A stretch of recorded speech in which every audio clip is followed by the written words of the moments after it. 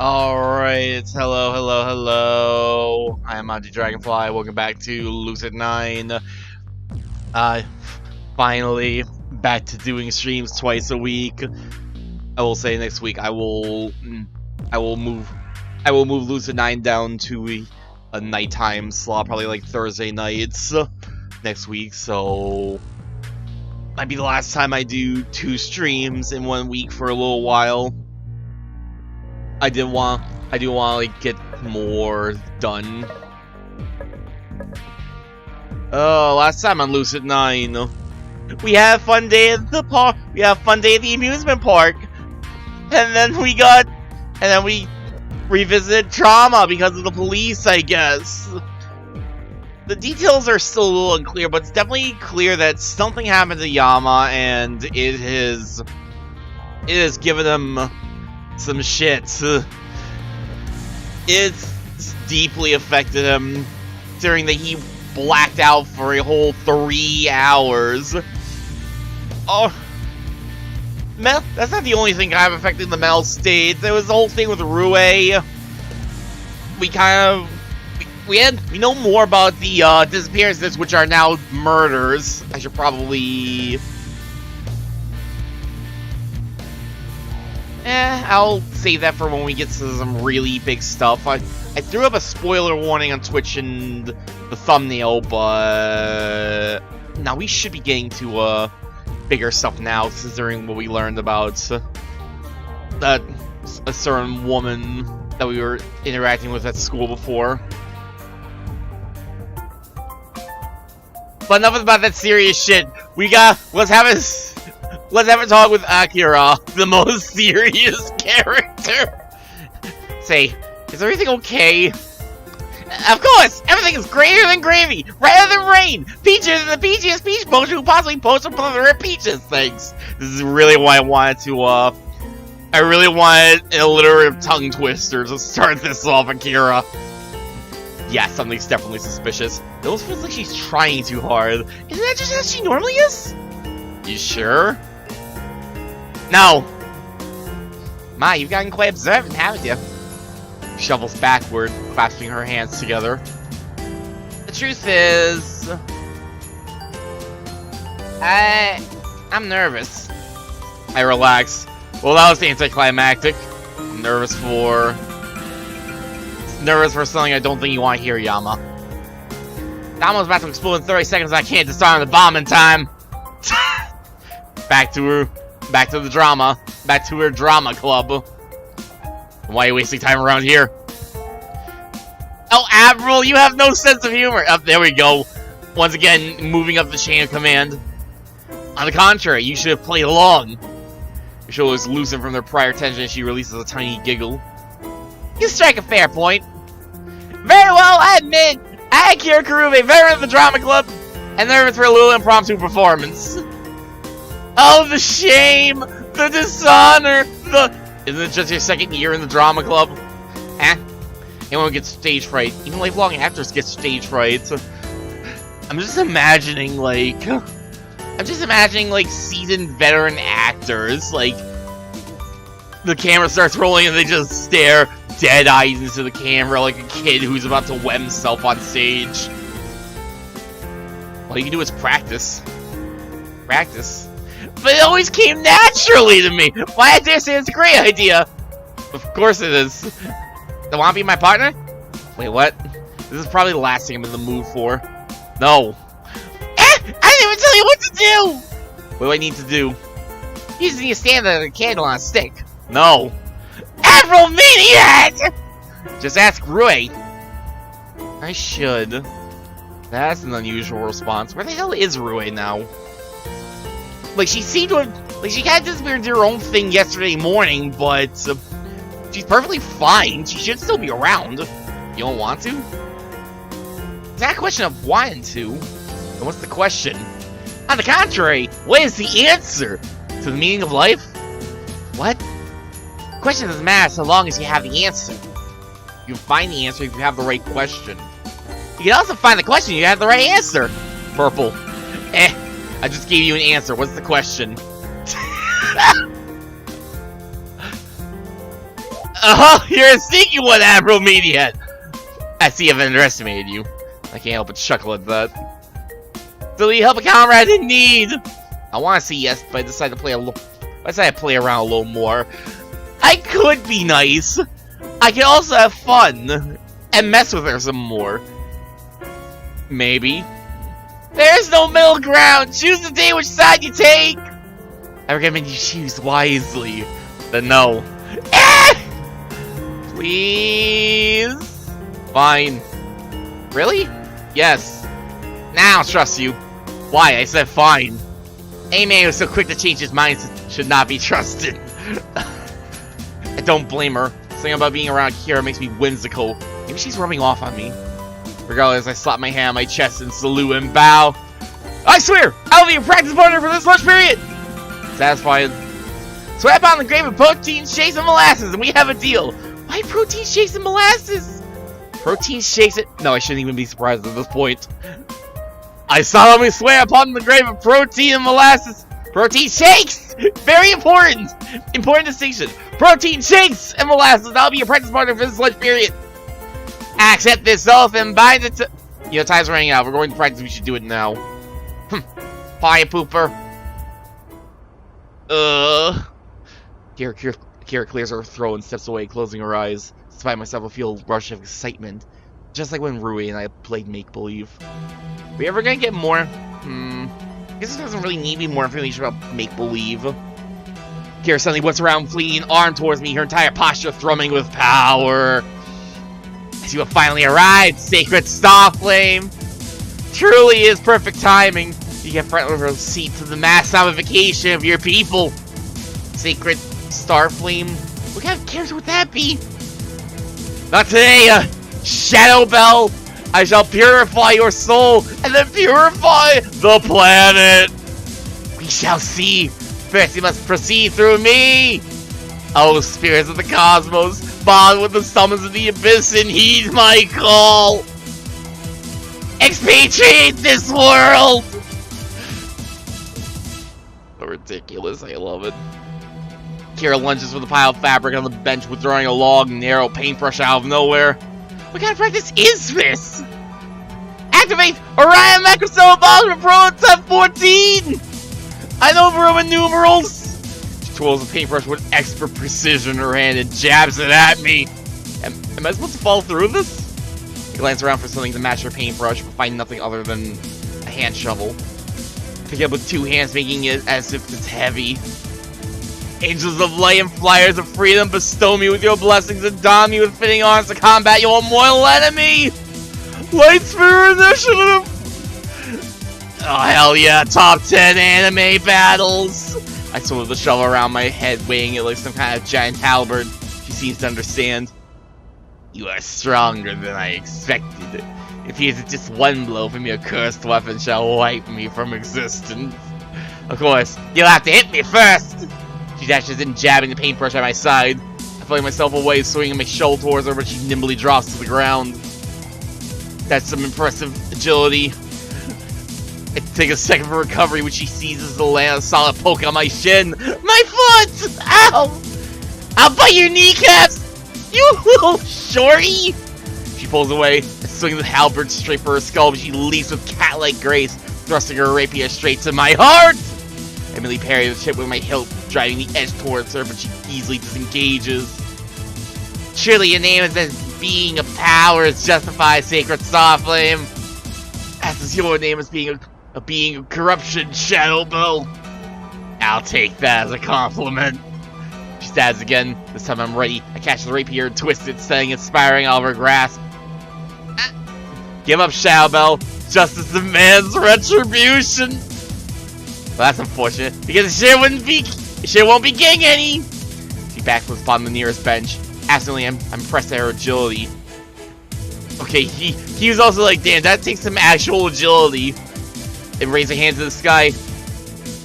Power of the sea and stretch of the sky, intertwine the formless void and enrich this humble vessel with the glory of your eternal wrath. This be finishing blow? I sign you on to the crimson depths of craven oaths and relieve you of your ancient constraints! Millennial Acre Crescent Destruction! What is this fucking attack name? He flips to the ground, lands in a somersault, crashing your fist to the ground. I fly back, crumbling against the nearest tree. She covers her rapier, pointing at my throat. Any last words? I tighten my grip on my halberd, willing all strength of my arms. Not yet. I slam my foot against the hilt of her rapier, turning it to the side as I roll away. As she stumbles for balance, I swing my halberd clean at her neck. She barely dodges in time. Clever trick. I'll be sure to relay that to the High Order. Oh, I tire your paltry existence. You're like an incessant, irritating insect that means nothing to me. Damn. Throwing jabs at insect kind. You are dirt beneath my shoe, a pebble in my ocean, a crushed air on my soul, a speck of dust on... I swing my halberd and chop her head off! Epimaniac! Yes? You interrupted me! I was inferring expected dramaticism. If we had an audience, they probably would have laughed. You think they wouldn't laugh the whole time? Well, really long monologues is the best part of being a villain! I bring in the laughter as I return the shovel to its rightful place.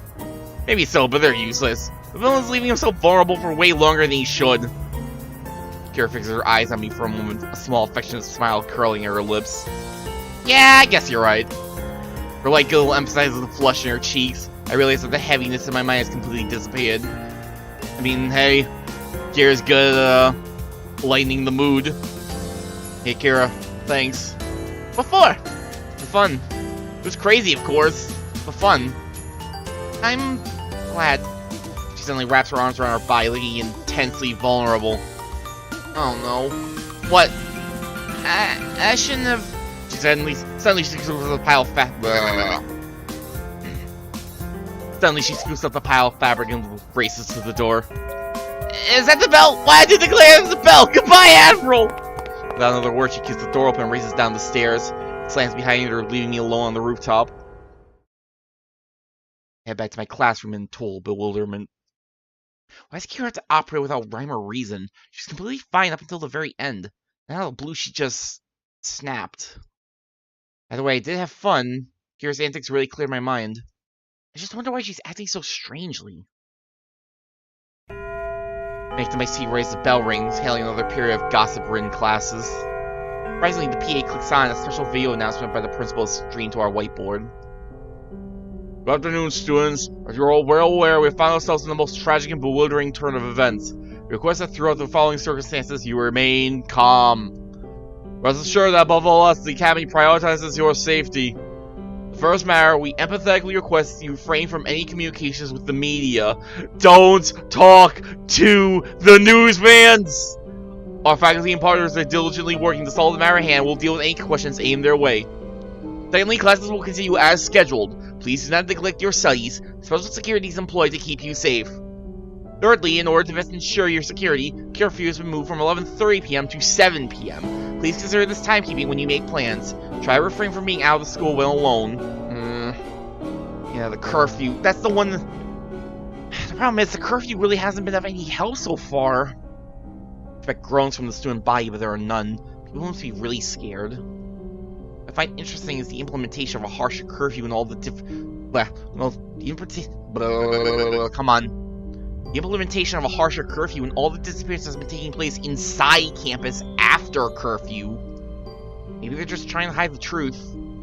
Please keep the security measure in mind as you plan your day. In accommodation, the dormitory recreation rooms, exercise rooms, and practice rooms will be open for 24 hours. Off-campus students are strongly advised to adhere to similar guidelines. Thank you for your patience. Video shuts off, leaving the classroom in silence. Our teacher rises to the front of the room, visibly shaken. Well, that was very informative. Let's continue. I glance over at Yahiko. His face is completely blank, but I can see his knuckles turning away against his desk. Fortunately, right as I attempt to start a conversation, the teacher calls on me. By the time I remember my original intention, school's already ended. Yahiko bolts from his seat immediately after dismissal, barely sparing me a second glance. Even Elizabeth splits from her grooves before I can catch her. I spent a few moments still and silent in my chair. Alone. Completely alone. Yo, Cope, how's it going? Hope you're doing well. We are playing Lucid9. It's a fun, free visual novel. We're actually starting to get into, like, much more serious territory. Good, what about you? I'm doing pretty good. I woke up not that long ago, had breakfast, like, half an hour, 40 minutes ago. So I'm doing pretty good today. Have you seen Beth? Oh no, it's you again. I jerk upright and come face to face with Natsuki Tanaka.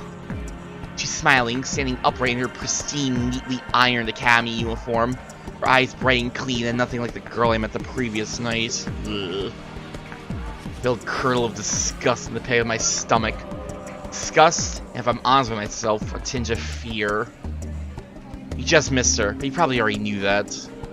And if I did, I would assume you wanted to talk to me. Why would I want to do that? You're the one with all the answers. She giggles slightly behind her hand. I get a sickening feeling that she's enjoying this. Yeah. Oh yeah, she's definitely the type to toy with everyone around her. If perchance you see Beth, do give her my regards. Why don't you tell her yourself? I wonder.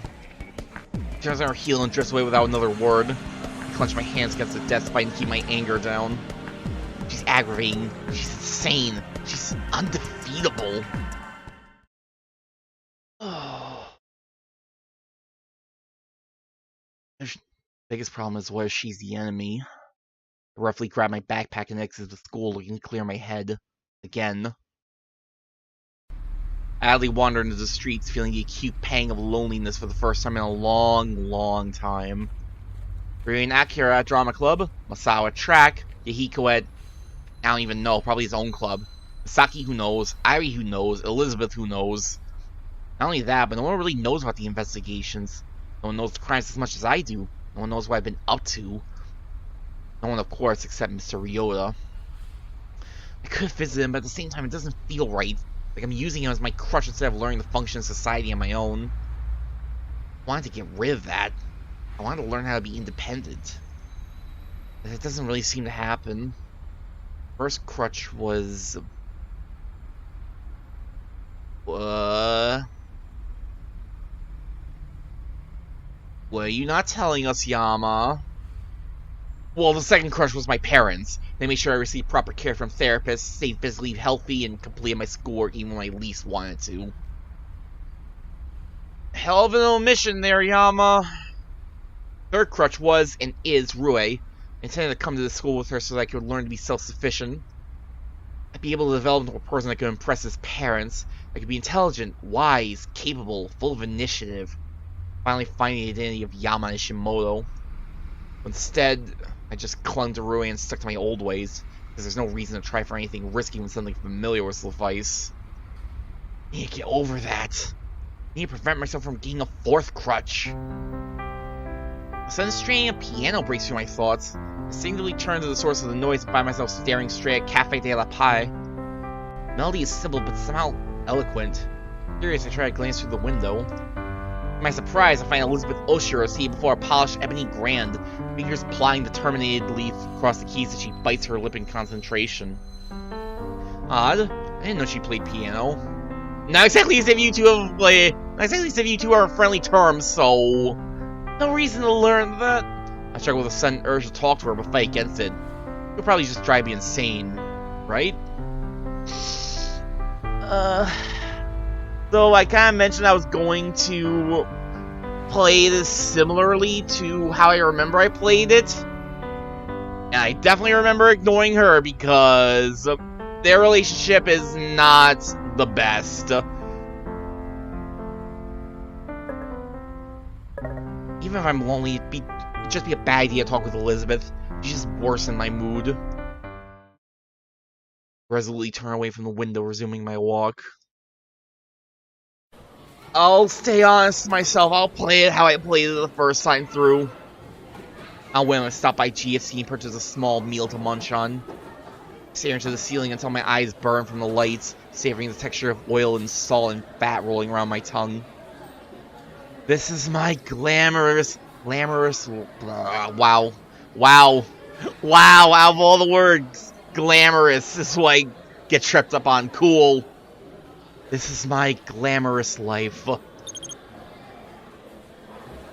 The family meal at GFC. Now who? Meet me at school entrance at 5. It's not about track. If you're reading this, you have time for track. I actually feel a stab of concern. I've never seen Masao acknowledge my dislike of track. That's nothing sense for me to wolf down my chicken and bolt to the school entrance. Running, bolting, like you're in track. Like earlier this morning, the entrance is all but barren. Looks like most of the students are downtown, relishing their pre-curfew freedom. For how little of it they have now. Styles crouched against the gates, his every limb slack as he traces empty letters on the ground with his finger. At closer glance, I realized that his writing is an equation. Sine squared x plus y plus cosine squared xy equals 1. Yeah, something's definitely wrong. Hey. Styles stands up by my arrival, but his eyes are fixed on the equation at his feet. Run with me. What? Run. You said this wasn't related to track. I gotta run, damn it! He takes off without warning. So what's gotten into him? Growing, I reluctantly jog after him, my feet aching with every step. Sal turns down a side path past my apartment complex, leading us alongside the river that winds around the district. I recognize the area. We ran almost every day last year when I was in track. The river itself, I know very well. Grinds to a halt by the railing and stares into the rippling waters. I rarely glanced around as I nudge his arm. What are you even doing? Running. Well, yeah, but here? He says nothing. I check the time. Still plenty of daylight left. It's only 5, but the new curfew restricts me to only 2 more hours for outside of campus. But he always had a tendency to leave at 6 anyway, so the new curfew wouldn't actually affect him all that much. So, should we keep running? Still nothing. He seems to be bottling up something, searching for words to say. Or, we can wait here. Silence. I give him some space. And wait. Wait some more. And keep on waiting. 15 solid minutes pass before I decide to speak up. Masato? Are we waiting here until curfew? Damn it! Damn it all! Ain't no curfew! I startled his fiery tone, knowing for the first time that every muscle is rigid with tension. Hey, you okay? Yama, tell me something. That depends on what it is. Clown around with me? What? No. What's with everyone today? Why don't you try anything? This? Again? How many times do people need to bring this up? I thought you said we weren't gonna... Answer the damn question! Okay, fine. Jeez. If I don't try something, it's because I don't like it. But just because you don't like it, you ain't giving it a chance? I already gave it a chance. Real? Because I sure didn't see you give it one. Anger flickers beneath my skin. What's with people giving me a hard time? How can you not see me? We were on the same team. We ain't ever been on the same team, man. Is this because you have delusional competition with me? It ain't delusional. I had a fair chance. What's he even talking about? What fair chance? You already won. I ain't won. I ain't won. Are we speaking the same language here? Damn it!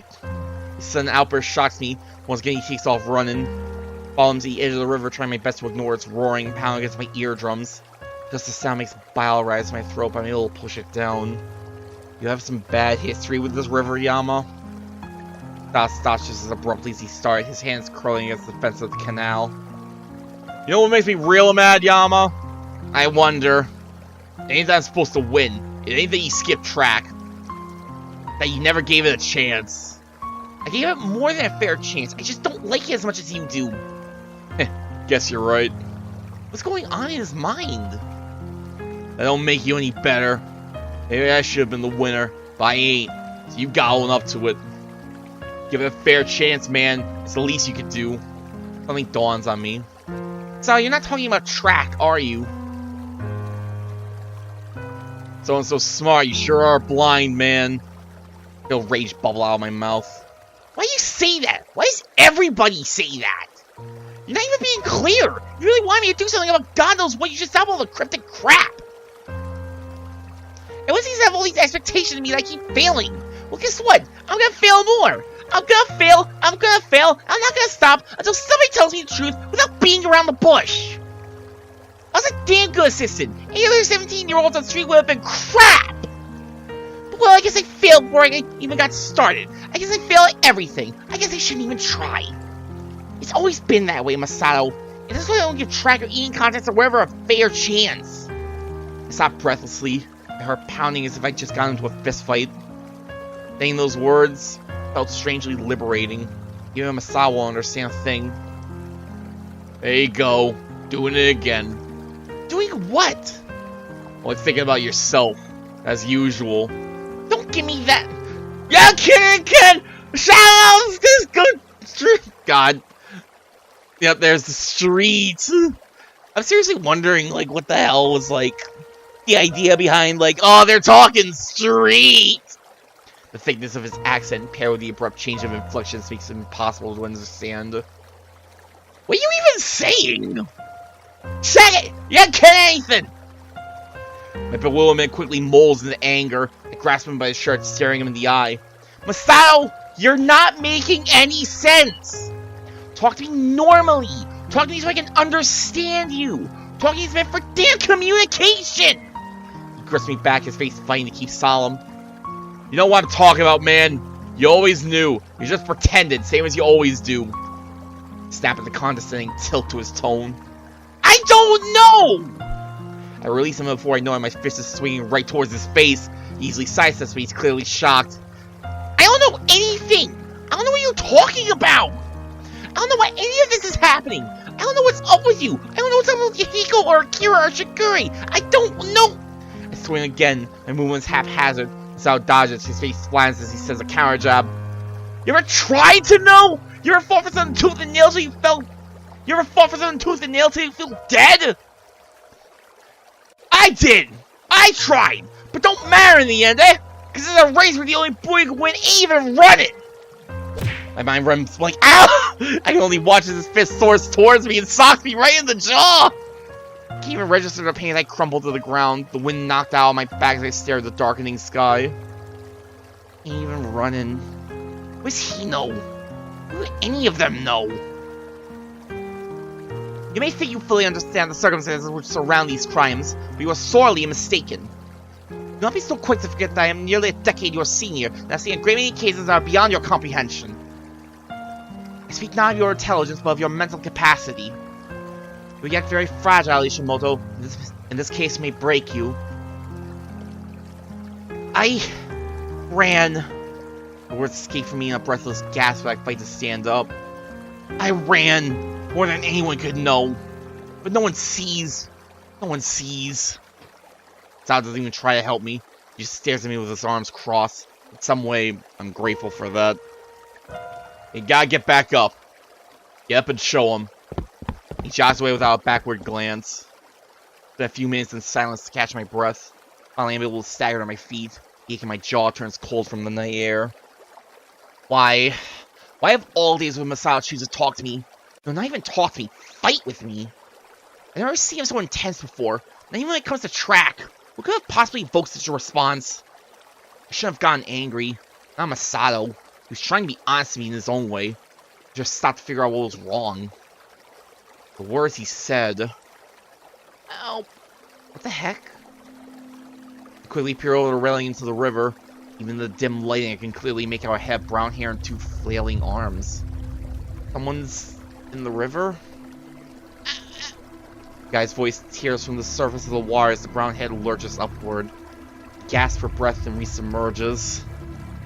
He'll drown if I don't get him out. I tighten my grip against the railing, shaking off my shoes and tossing my jacket to the side. My hands are clamming against the sleeves of my shirt. Calm down. It's just a little water. I can handle a little water. Take a deep breath and hoist myself over the railing, diving cleanly into the river. Remember the lessons. Old slimy liquid swirls around me, sucking up every inch of my arms and legs. Stings my nose with a bubbly laugh. No way out. Panic wells up my throat and grips my throbbing jaw. push myself blindly in the boy's direction, my legs flailing through the undercurrent. Remember the lessons. Remember. Lift, breathe, scoop. Lift, breathe.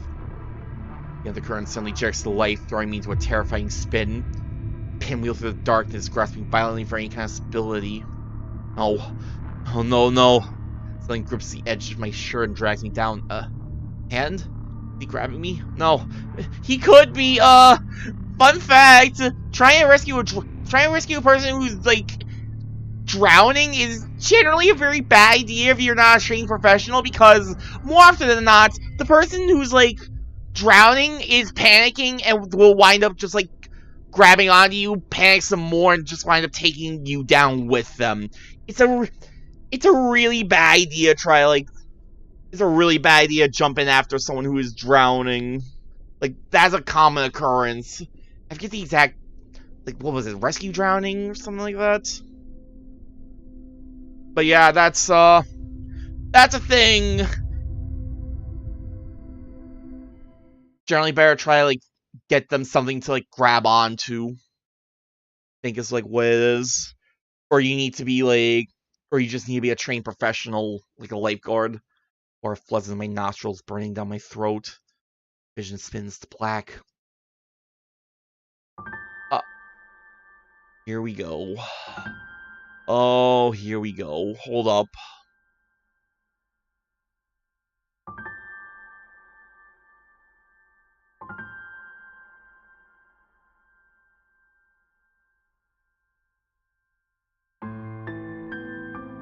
I need to check something. I need to check to see if...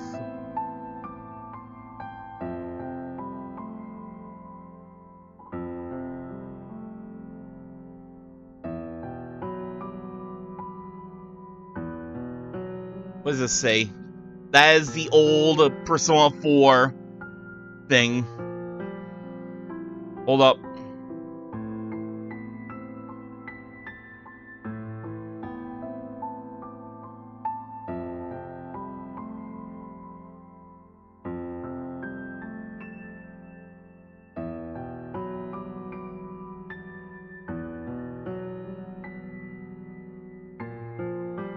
Excuse me, why...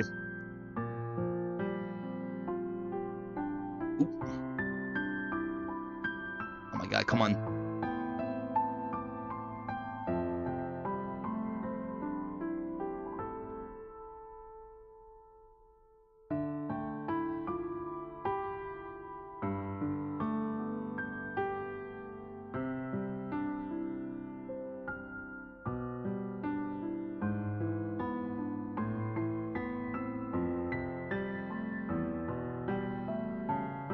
That should be fine.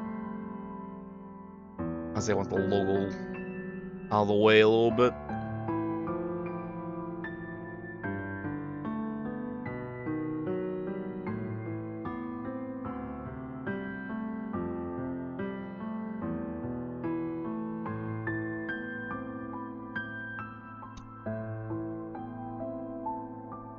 I'm home! Izu! Hey Yams, where's Mom and Dad? Shopping, again, found a new cookie recipe. Uh-oh, did they make dinner? When did they say they'd be back? Okay, guess we're making dinner. Wait, what? Look, Yams, there's noodles, spinach, carrots, mushrooms, chicken. Let's make noodle soup. We're not tall enough to cook on the stove, sis. Oh. Hey, let's stand on boxes. Boxes? What if they break? They won't break. I don't know, I feel a little awkward, like, trying to voice act for two little kids, especially considering what's going to be happening very soon. They won't break, probably. Here, I'll get them from the garage. Izu.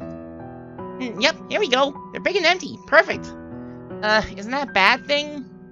We do anything we try hard enough, Yams. Okay, first we need to fill the pot with water. You get this end, I'll get this end.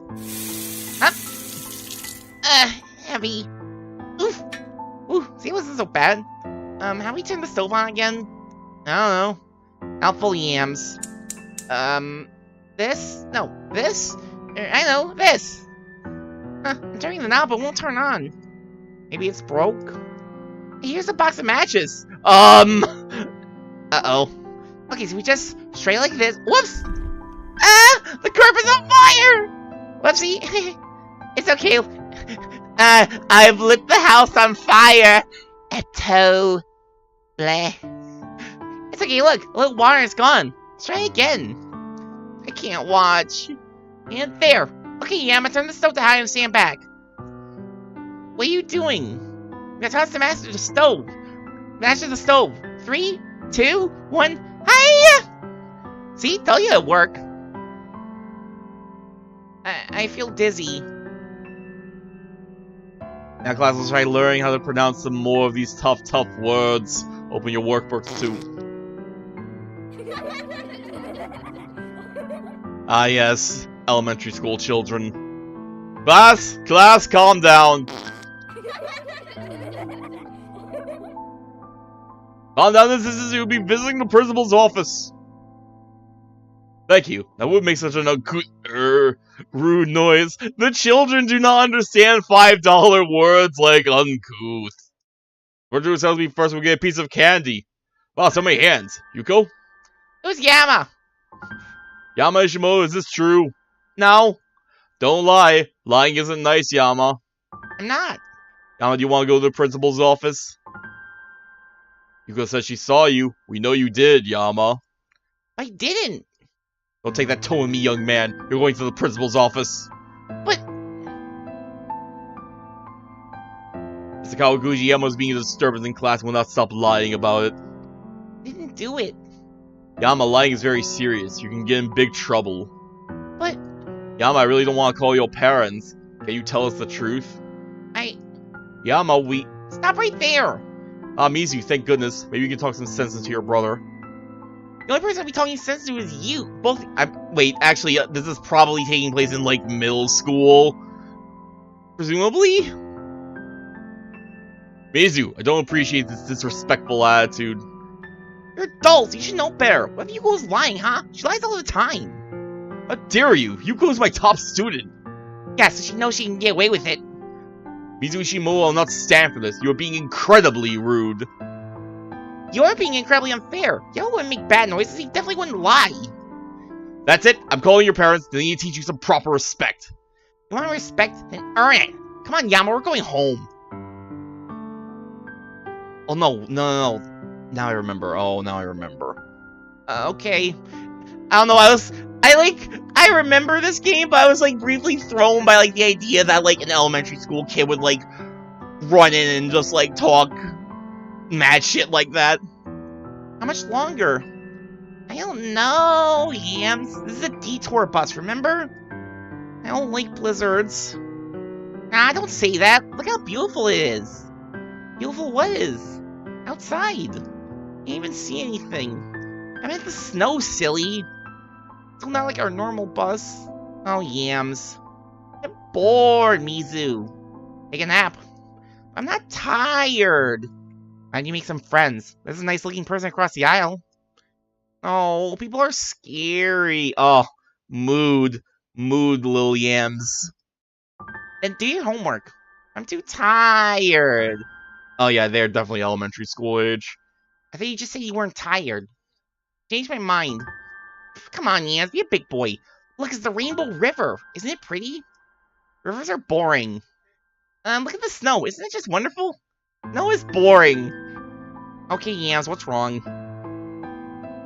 Don't say it's because you're bored. I told Chio that she has cooties and she touched me. What? Well, if I get cooties, Mizu, then I'll die and I won't be able to get the new Reiko City blocks next week. What if I die?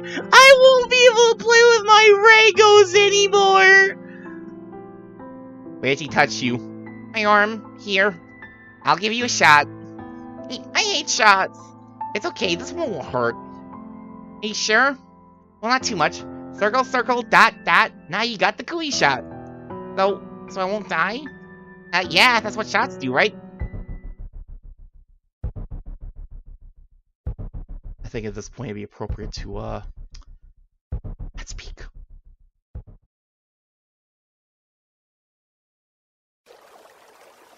Okay, wait, no, that's not the part I thought it was.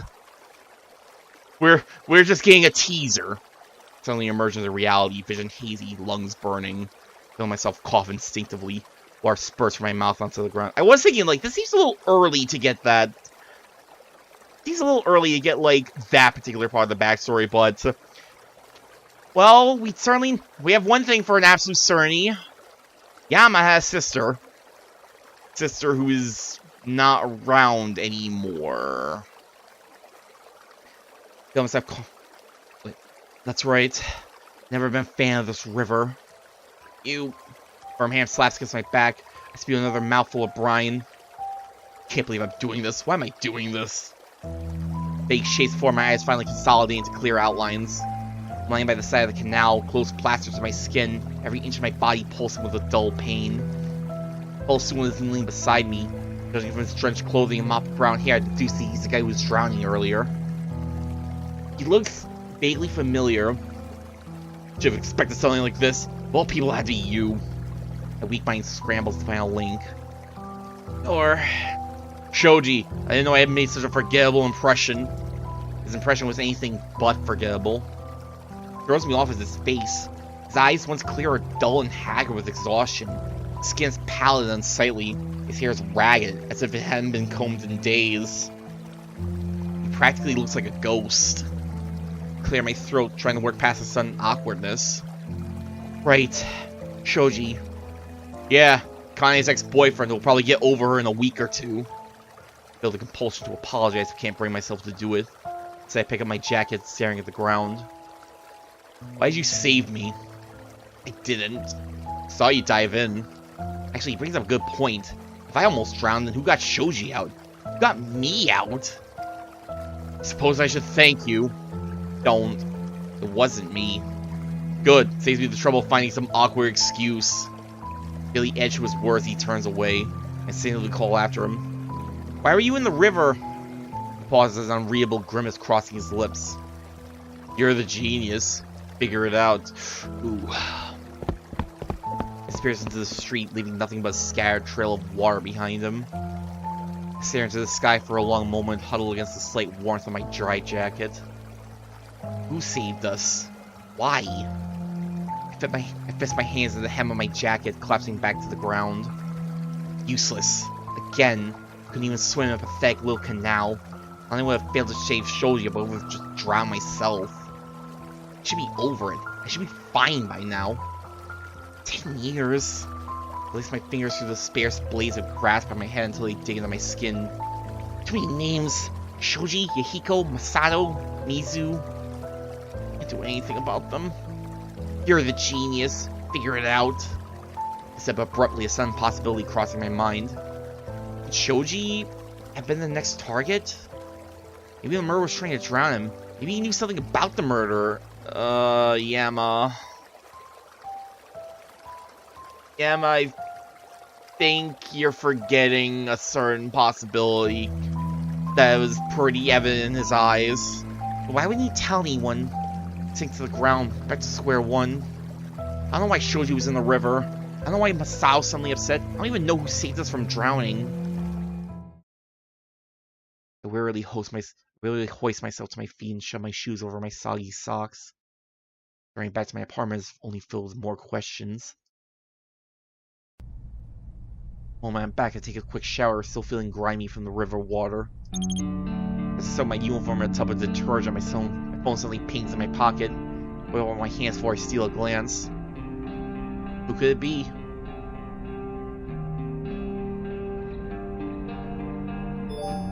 Going home tonight. Parents signed extension for curfew. You don't need me for anything, right?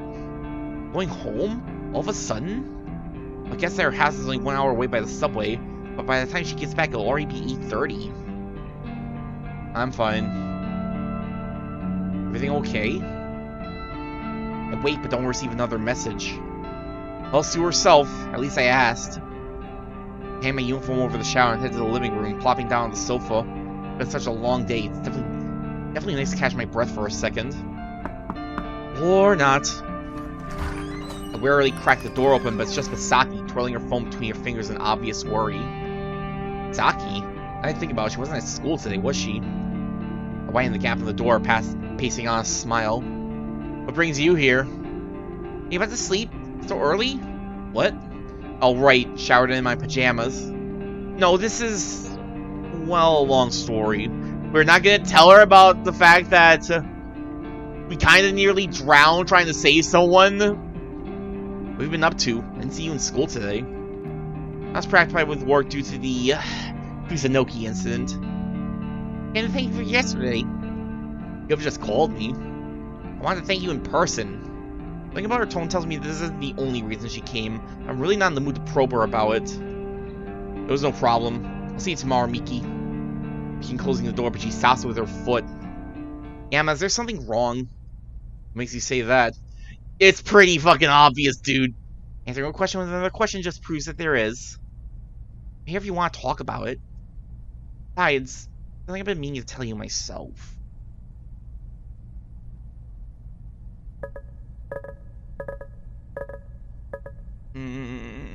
Misaki's our friend, so you need to connect more with your other friends. Like I was a little concerning when you basically imply that like Yahiko, Masao, and Rui are the only 3 people that you would consider your friends, like back at the GFC. I forget if it was GFC or if it was karaoke, but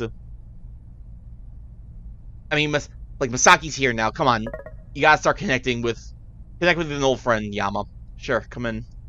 Step to the side so she can enter. She glances around my apartment as she slides her shoe against the wall. This is your apartment. It's a lot cleaner than I expected. Thanks, I think. After her examination, she perches on my sofa, slouched beside her. About my outburst yesterday, I'm sorry you had to see that.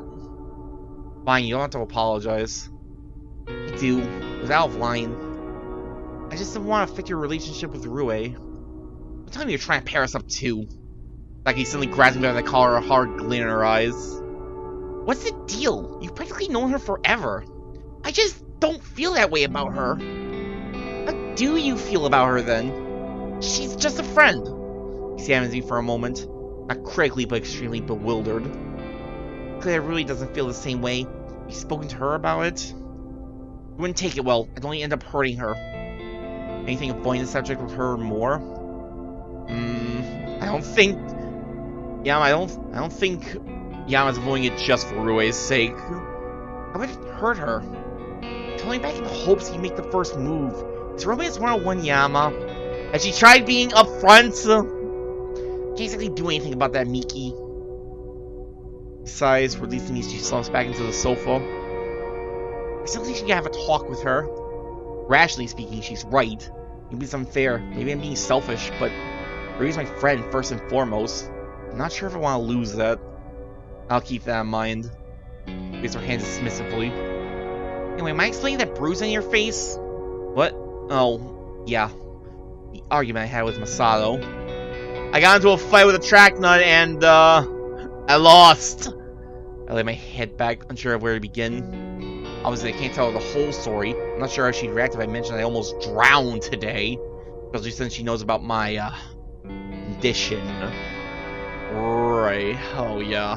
I suppose I nearly drowned today doesn't exactly carry the best weight. Even if you do try to preface it with, I was trying to save someone.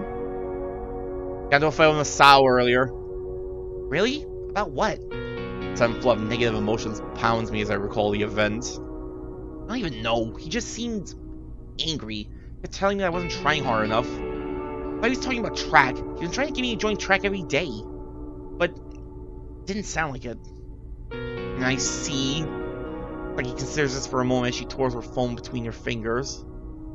I used to have a friend settled some years ago. At first, we never really got along much, to be honest. Every time I asked if he wanted to hang out with me, he usually refused, so I ended up dragging him along anyway. Well, I started thinking he might have hated me. He would just start talking to him, but made me angry that he didn't want to tell me what his problem was. But one day I just snapped at him. Thinking back on it now, I feel really bad for doing it. I didn't know he was dealing with his own issues. Would you like to make that veil any thinner? Her words came out in barely a whisper, her eyes drifting to the floor. She's talking about me, isn't she? Will not form my chest as the memories from back then resurface. No, I'd rather not be reminded of that time. Not again, not so soon. What exactly is your point, Misaki? The words come out harsher than intended, but I don't apologize. He seems a bit taken aback at my response. Just, I think whatever's bothering Masao must be something personal. Otherwise, he would have outright told you what his problem was. Well, she's right, in a way. Just that Masao's so straightforward about everything, for him to be so roundabout now is understandably strange. Anyway, I'm in the mood for some fresh air. What about you? Guess she must have noticed she brought up a touchy subject. Sure, why not? Notice the school's rooftop is a great place for stargazing. We should go there now. School's locked down at this hour. Curfew, remember? And your point is... She actually suggesting that we break into the school? Guess a change of scenery would probably do me some good. Honestly, if we can break into the school without, like... getting caught on camera, then... it might leave some credence to... we might actually learn something more about the abduction? Problem is that, like, the abductions all take place in the dorms, it seems. Either way. Smiles as she darts out into the street, while closely taking the brisk evening air. Strangely upbeat music for breaking and entering. Pull over the front gate, slightly out of breath. I slide my car through the receptor, but only buzzes at me. What? Sylvierchii's out off-campus students and automatically reports on-campus students who return late. But what, do we climb the gate? Armed, Yama, there are laser sensors. The car's exempt, remember? Besides our card, sure enough, the receptor blinks green. Saki props the gate open with a smirk. Ladies first. You're such a gentleman. She only giggles as I pass through the gate. So, where to? Classroom building is a side door for the janitor. It's accessible by key rather than my card. Are we finally learning, like, how the janitor gets rid of the garbage? We can head to the rooftop from there. When'd you get the building key? Never. She darts to the side of the building, gesturing for me to follow her. Swift through the darkness, she kneels down, feeling the side of the building. While satisfied, she withdraws something from within her jacket. It's a plain fabric case which she unzips and dumps on the ground. What's that? Shh! She picks up two thin metallic objects from the ground. They glint in the dim streetlight. Those bobby pins? Misaki, why do you have a lockpicking stat? Yes they are. She hastily bends the larger one at a right angle and snaps the smaller one in half, then turns to the door. Peer over her shoulder, trying to see. You're standing in my light. Oh, sorry. Crash for a better viewpoint. She's unusually focused as she threads the large pin at the bottom of the lock, pushing it downwards with her thumb. I know you can pick locks! Don't tell my agent. What? Why would I do that? Don't post it on Power either. Wouldn't even know how. Satisfied, she inserts a smaller pin into the top of the lock, wiggling it gently. Don't tell people that I'm actually... Don't tell people that I'm a bard that reclassed from Thief. Ah, there we go. I hear a satisfying click and the door gently swings open. Saki smiles proudly and waltzes inside. Well, right behind you. She disappears into the darkness. Step after her. As we plod up the stairs, I decide to satisfy some of my questions. Any trick? Where'd you learn it? It's better not to know. Well, if I want to learn. I doubt you're criminal material, Yama. And you are?! Come on, I'm just curious. Where was it? Finishing school? Princess training? Playful giggle betrays her amusement, but she quickly clamps it short. If you must know, District 6, yeah, she did. She didn't want to, but she sure had to grow up in the poor district after Seto. District 6, I recall she had told Rui she moved there with Satomi. We're here. Before I'm able to ask her about it, she pushes through the door and onto the rooftop. Well, she's right about one thing. The area is beautiful at this hour. Despite the noticeable light pollution, it's not difficult to see the copious amount of stars in the sky. Over streams of glare populate the colored expanse around the moon, traveling down the bustling city below. Everyone turns into a bunch of stars when they die? They did something super duper impress the heavens, I guess. I smile bitterly as I settle next to Misaki on the bench. Pretty, isn't it? Yeah. Reminds me of the time we met at the festival. You haven't changed much since then, you know. You were always a strong person. That's a bit of an overstatement. Saki shakes her head, expression solemn. Honestly, Yama, I mean it. If you weren't, I probably wouldn't even be here right now. What do you mean? You already told me what happened after I had left Seto. Oh, right. You resent me, Yama? Of course not. It's not like you wanted to move, right? Yes, but... She pauses, unsure of how to continue. I'm sure you still want to know why I moved, don't you? I'd be lying if I said I didn't, so I nod. She takes a moment to collect herself before speaking. Remember when my father had lost his job? Around Rui's birthday. Yeah, I remember that. Well, my mother found out she wasn't exactly so understanding. Instead of supporting him, she actually blamed him for not working hard enough. You weren't assertive. You always let people walk all over you.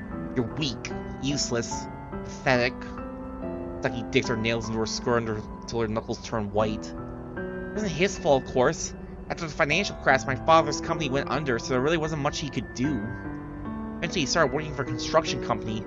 It wasn't all that great, but something was better than nothing, you know? He worked himself to the bone when my mother was out doing God knows what. And one day he just never came home. It wasn't rare for him to take extra shifts, so I assumed that he was still working. But when my mother began selling his things, I realized that something was wrong. I don't remember what she told me when I asked her about it. He's dead. He won't be needing it anymore. She turns to me, her eyes shimmer in the moonlight. She wipes her face with her sleeve.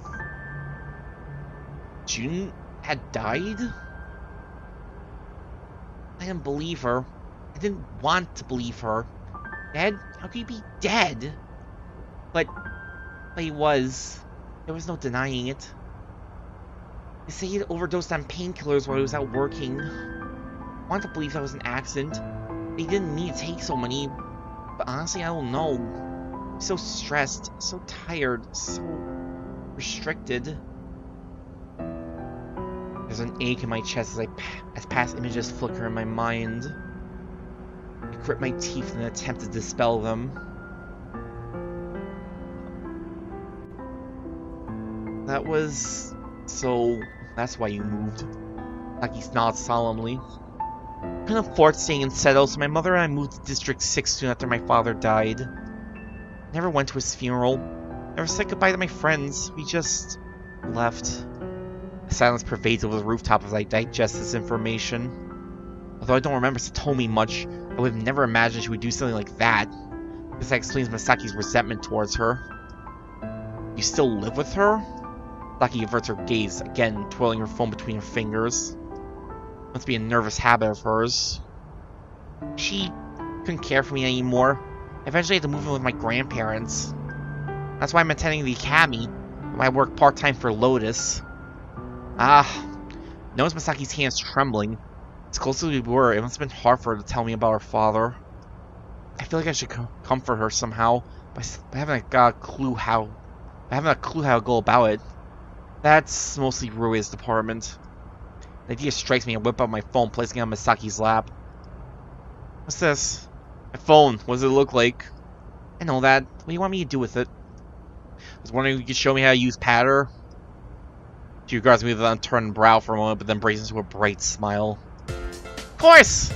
Without hesitation, she picks up my phone and expertly swipes across the screen. First, you need to go to Patter's web address. Then you have to register for a new account. What do you want your username to be? Can't it just be my actual name? Only if you want to be boring and have absolutely no security on the internet whatsoever. So what's the problem? I'll just choose one for you. Don't give me something too embarrassing, Miki. Don't worry, it'll only be mildly embarrassing. She taps at the screen's quick succession, but she's finished. She brings it up to my face. How's this? Yams? It's cute, right? I don't know. Too late, I signed in. Miki! Saki giggles as she fiddles with her own phone by her side. Now you need some followers. I'll be your first. Followers? There are people who carry your views on... There are people who can view your pats. Until some jackass decides to add a stupid-ass algorithm. Pats? Faster updates where you can type a message in 90 characters or less until someone doubles it. You also have the option to attach a file to your pads. File? I know you know what files are, Yama. Honestly, I don't. Honestly, I do. I just want to annoy her. Files are pictures, videos, documents, things like that. Oh, interesting. Best of all, gifts. A few seconds later, I saw ping emanates from my phone. There we go. So you're following me now? Yep. How many followers do you have? Have a look. Tap on my profile. She hands me on my phone. I do as instructed. Wait, this number can't be right. It says you have over 9,000 followers. Her follower count. It's over 9,000. What 9,000? How do you even get that many people? By being popular on the internet. Damn, can't imagine. Misaki shrugs as if she doesn't know either. I suppose it's because I work for Lotus. Ah, that makes sense. Take a moment to browse through Patter. Seems pretty self-explanatory. Write an update, you follow, view set update, and they have the option to share with their own followers. Honestly, it's not the most exciting thing I've seen, but I understand why some people find it addicting. So, what should I post? Anything you want. Usually I try to text you pictures since they get more attention. Ugh. Oh shit, that just made me realize. I don't think I ever tweeted if that was live. Damn it. Whatever, too late now. Okay. Why not Pat something about the stars? The Patter veteran must have noticed my confusion and she offers a suggestion. You wouldn't see them with my camera. Oh, you're right. Why not? No, you could, Chucky scrunches her face in thought. She glances around for something to pat about. Did she really put that much thought into it? She really put this much thought into it? Does she really think this hard about Twit Patter? Oh, what's that? I try chasing her gaze but see nothing. I don't see anything. There, near the tree. There are a bunch of trees up here, Miki. She grabs my hand and points furiously ahead of us. I strain my eyes in the darkness, trying to make out the faint image. Sure enough, I spot something small lying on one of the benches. Is that a cat? I don't know whether to be more surprised at Misaki's remarkable eyesight or the fact that there's a random cat on the school rooftop. Let's go pat it! What if it has rabies? It could claw you. Don't tell me you're scared of a little kitty, Yama. Never said I was scared. Then quit complaining and follow me. Not allowing any room for argument, Misaki slowly stalks over the mysterious feline, leaving me alone on the bench. I sigh deeply. I don't know why I bother. Fine, but I'm not touching it. Follow her lead, walking behind her. As we draw closer, the cat's ears perk up. We immediately stop in our tracks. It's gonna run away. Shh! Hearing us, cat lazily turns its head in our direction. Its eyes glow at us in a brilliant green. Good reading skills once again, Manji. I don't think he's happy with this nap. It's a she. How do you know? Trust me, I've been around quite a few strays before. That doesn't really prove much, but I don't have the cat expertise to question her. Taki inches closer. I hold my breath as she deftly lays her hand on the cat's head. Surprisingly, it doesn't jump at her, instead focusing its attention on grooming itself. We should name her. You're not thinking of taking it, are you? Of course not! I'm not allowed to anyway. She says this dejectedly. She strokes the cat's black fur. Getting closer to look, and notices its right ear is clipped as if it had been in a fight. What about Clipper? That name is Clipper for a girl. You asked for a name. You didn't say it had to be good. What about Chicola? Chicola? No. No. Hold up. I need to check something really quick.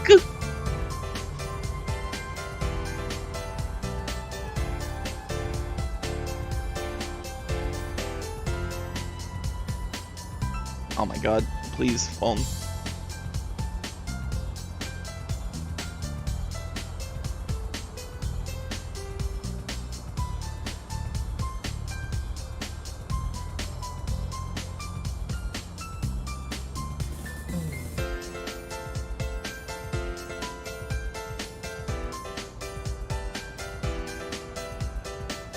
Okay, no, it could actually very well be a reference to Nekopara. Nekopara Volume 1 was released on December 30th, 2014.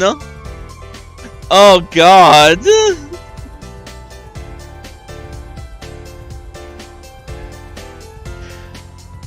Ugh.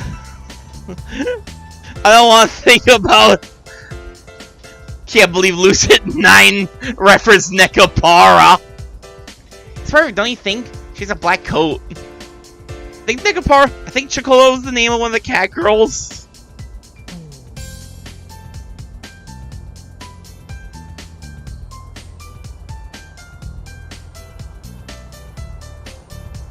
Yeah, that's exactly the name of one of the cat girls in that game. Notification ping redirects my attention to my phone. Alright, I should probably go ahead and pat the cat. I hand my camera Misaki and Chocola. Chocola yawns but remains relatively unaffected by the picture. Let's just type your message. You made your first pat. Cat photos. She's setting him up for success. Unsure of what the type, I put something generic on rooftop with Miki and Chocola. I suppose the pad knows the timestamp on the update. Is it really this late? We should probably get going though. But Chocola, I sure will see her again. Probably, I think. Saki stands up, elbowing me playfully. Now racing to the bottom of the stairs. Before I have a chance to react, Saki bolts away without warning. Maybe she should join track. Speed after her, yelling in indignation, but smiling all the while. Don't just run to the bottom of the stairs. We stop only when we hit the gate, tapping the receptor in some twisted form of relay race. I win! You got a head start! Still won! You never did play fair. Take a moment to catch my breath before speaking again. Say, Miki. Thanks for telling me. Looks confused for a moment, but then seems to remember. I should be the one thanking you. Huh? For what? Well, think what I have to say. Smile warmly. Of course. I'll see you later, Miki. Night, Yama. Slides her card. Gate swings open.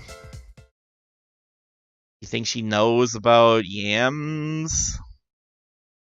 I head back to my apartment, relishing the crisp night air. My dread all but dissipated. Sleep comes quickly to me. I awaken at daze, staring emptily at the ceiling. My jaw is pounding in pain, my lungs are still burning. It's like drying isn't great for your health. Who would have thought? I briefly checked the time. It's still early. Way early. Texting someone, Yama? Or, it looks like I've gotten yet another email. Oh hey, you again. Or perhaps you do have a chance. A chance you're not looking for because it frightens you. Do you think is right, Mr. Troll? Even if there are those who mock you who do not understand you. Best of luck. So accurate that I can only stare in disbelief. A single ridiculous thought comes to my mind. It's as if I'm speaking to myself. That's just crazy, right? Can't be. I was there when the first replies came. They came quickly. They came consecutively. I didn't lapse. I didn't skip. But there are ways to schedule emails. What if I knew how I would respond? No, this is stupid and ridiculous and I just need to stop thinking. They were reply messages! You can't schedule a reply to that hasn't come yet, right? You can't schedule a reply to a reply that hasn't come yet, right? I hope you're right. None of my friends really get what's going on. I can't tell them either. What you think is the right choice. There. The test. The recipient knows what I'm talking about. I'm so paranoid. I stumble out of the bed and change my uniform and then dig through the fridge for some breakfast. Porridge, fruit, eggs. Eggs.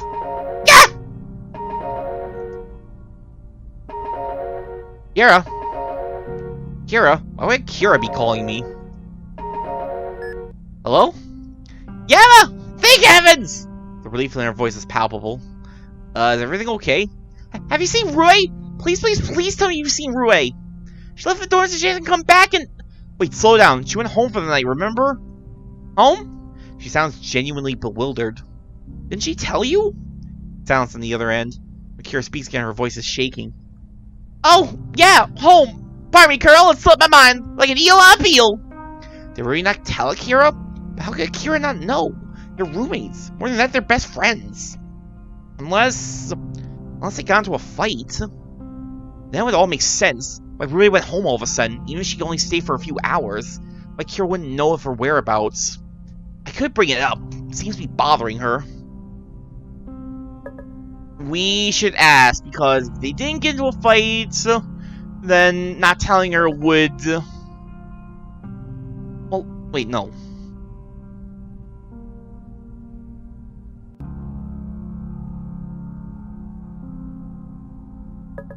Well, we should still... Okay, no, she does know that she went home. It just slipped her mind, but we should still inquire. Sounds like it could be urgent. Something happened between you and Rue?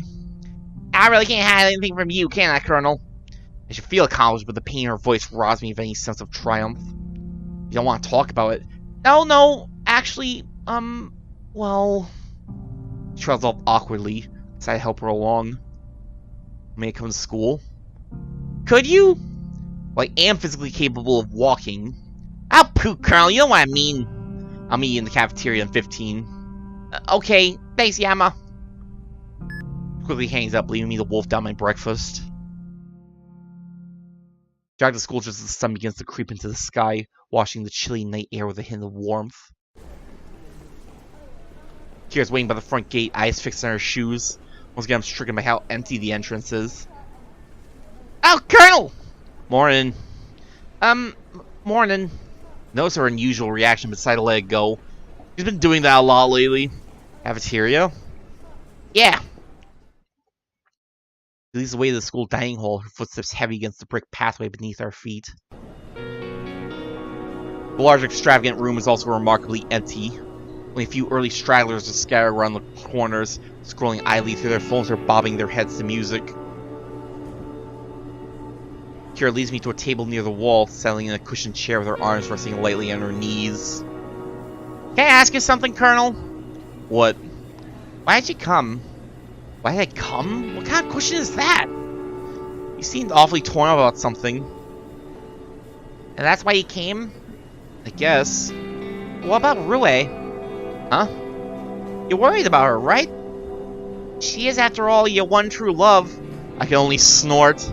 She's my friend, if that's what you mean. And you honestly don't feel anything for her? Not romantically. Weren't we supposed to be talking about her and Rue, not me and Rue? What is it? We fought. Words are so plain and direct that it takes me a moment to process. After the impromptu drama performance, she was really upset. From the performance? That would have been nice, but no. I tell you why, Colonel, but then I had to kill you. She rapidly switches between saying something deathly serious and saying something flippant. Not sure how to react to her words. Right. And war was to be had. We turned against one another, brother against brother, and mother against mother. The words were harsh, the strikes were unclean, and neither claimed victory. While imagination seems to be getting the better of her, from what I can tell, she really just had a terrible argument. So what happened? Forces fled and did not return. For 5 hours and half an hour, we waited and waited, readying our weapons for the moment when they would once again lay siege to our fortress. That time never came. You waited 5.5 hours for her to come back? Pooh, you're so unimaginative, Colonel. On the contrary, I'm pretty sure that Kira has a little too much imagination. It borderlines on delusion. I won't judge, though. Not today. If anything, her scenario seems to be a coping mechanism. What sorts of issues is Akira facing underneath all the drama and all the wild fantasies and crazy talk? Why didn't she tell you she was going home? Was the argument that terrible? It lasted for 70 years and resulted in billions of casualties. So it must have been incredibly intense. Interesting. I've never witnessed Akira and Rue in a fight. They're similar personalities. I would have thought they would have tried to solve things peacefully. You say that, but at the same time, one thing we know from Rue's way Rue reacted to Misaki being around is that she can be stubborn and she'll definitely clam up when faced with confrontation, especially confrontation that she really does not care to get into. Till you were worried about her. You're a good friend. No, I'm a terrible friend. I'm just like a politician. Too scared to do anything directly. I become a liar to get what I want. It's harsh self-criticism enough to unsettle me. Perhaps it's simply my inner nature to be contradictory and a devil's advocate, but I want to counter everything she has to say. An actual terrible friend would never say that. So you may say, but this isn't anything new, Colonel. I can't seem to help anyone. Not as myself, not as Shadowbell, not as the dragon. My brain suddenly makes a connection and finally I understand something. Is that why you try so hard to be different? Different people can change the world. Different people change the world, Colonel. Are you just lying to yourself? She smiled sadly, an edge of pain to her lips. If I can help just one person, what does it matter? And again, it looks like I can't even do that. She probably stands, nodding quietly at me. Thanks for the talk, Colonel. Time to get to class. Let me walk you. No, I'll be fine. She strides out of the cafeteria without explanation. Frozen for a moment, waiting to process everything that I've learned. I'd always known that there was more to Akira than just a crazy, fun-loving thespian. I never expected to catch the glimpse that I did. Maybe we have more in common than I originally thought. I turned to the classroom in a daze, pondering this new turn of events. Even though I'm only slightly early, the classroom was already at full attendance. I guess that with curfew in effect, there isn't much else to do except come to class on time. Sure. I turned to the door. Hiko was standing in the entryway, speaking quietly with the Saki boy from yesterday, Haru Bunya. I mean, what if you're right? And I'll be damn glad I decided to talk when I did. Maybe we shouldn't try this. Not yet. Why do you keep trying to stop me? 3 people, Haru. 3 people who were at the first meeting are gone. First meeting? First meeting of what? That's why I need to talk to her. Today. But you know the rumors. Shoji talked with her and he's fine. Be careful, dude. Heh, when am I not? Haru nods in farewell and disappears down the hall. Hiko agitatedly rubs at his hair as he takes the seat. I better choose my words carefully. Who is that? Ah! Oh, Haru? He's a club member. Club member? The best club on Earth, of course! The Happy Club! Making people happy since 2018! Oh yeah, the Happy Club.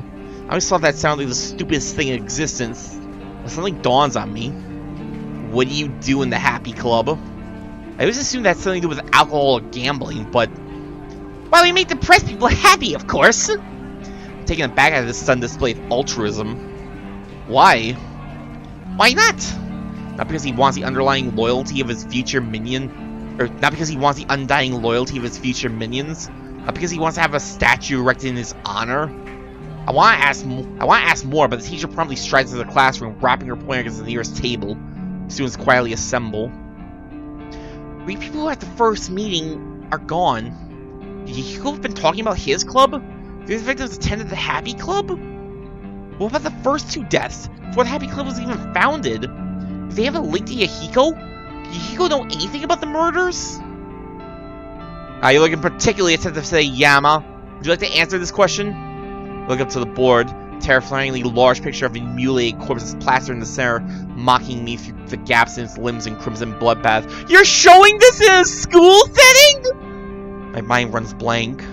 No. Yama! I squeeze my eyes shut, shaking the image out of my head. A second look shows that the picture is just an artist's interpretation of the Isamu flag. No bodies, no blood, just brown and red. What the hell was that?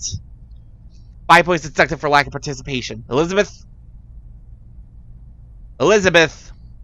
Yes, ma'am. The flag officially adopted during Mayor Nori's first mandate represents the ideal that anyone can succeed with hard work, regardless of background, status, or upbringing.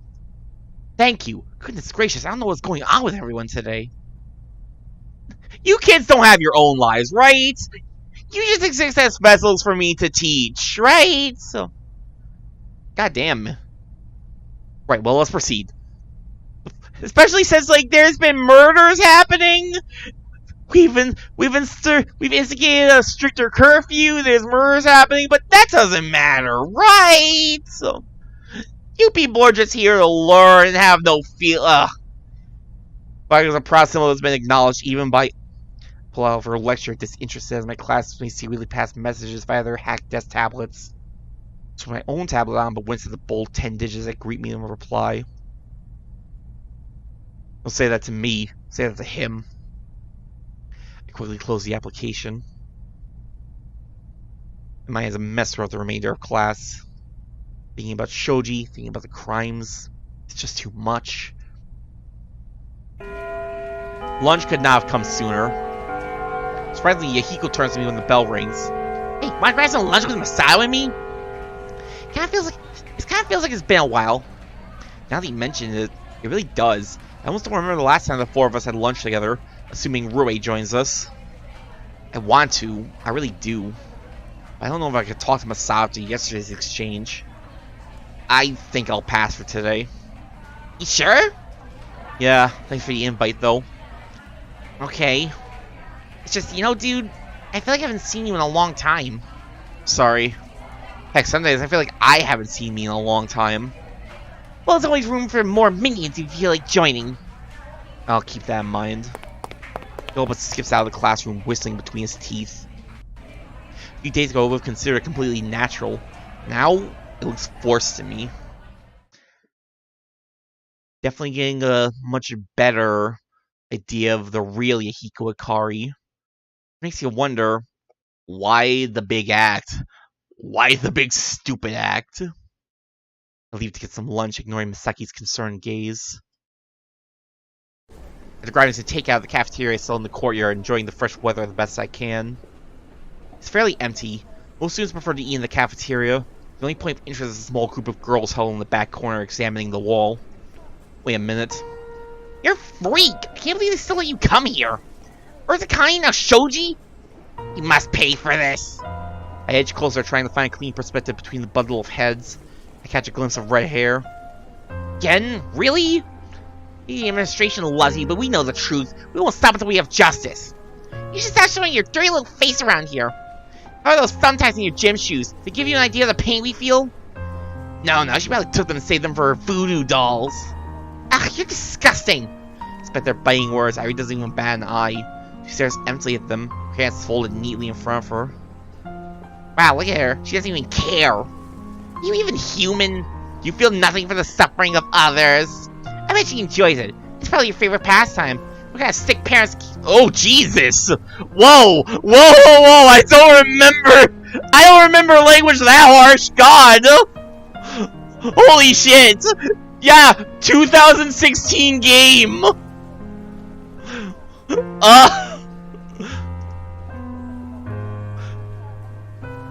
Clutch my hands as their words escalate to brutality. Irie's even lifting a finger to defend herself. Okay, they just pulled out a hard slur. We gotta step in and help her. Screw this. No one deserves this kind of treatment. Step to the outer edge of the circle, keeping my voice flat. Innocent until proven guilty. Really seeing it now.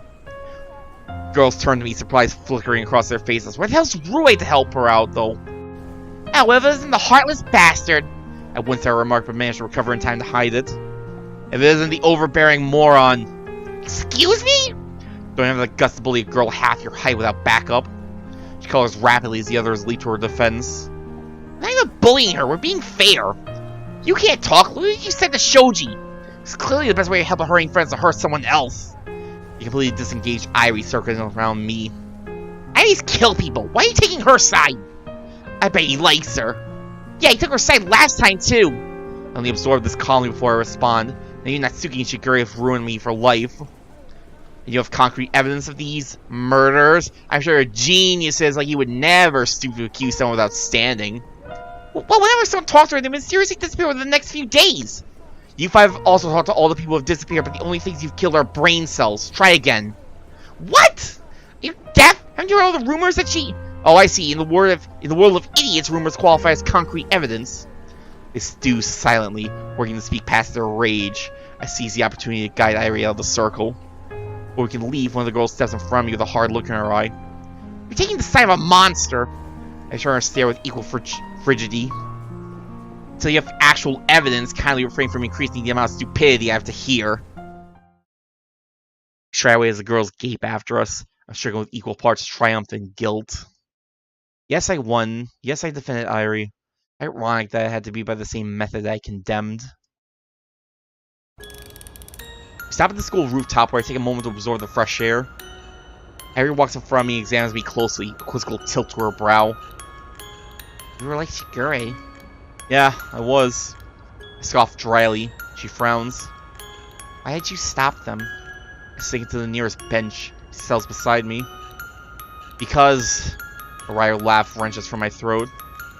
Why didn't you stop them yourself? Why'd you stand there? Why'd you just let them kill you inside? Even while I'm yelling, I already know the answer. Because it's easier. Easier to take the pain. Easier to just sit there. Easier to let people call you a freak, a weirdo, a madman. Easier for you to blame yourself. This feels very... This feels like it's a lot more pointed towards himself. Instead of answering my question, Irie wordlessly pulls something from her jacket. The play case, a handheld gaming console from Lemniscate. Play case? Oh, Irie, you poor soul. You poor soul. This handheld is going to be so dead in like a year or two.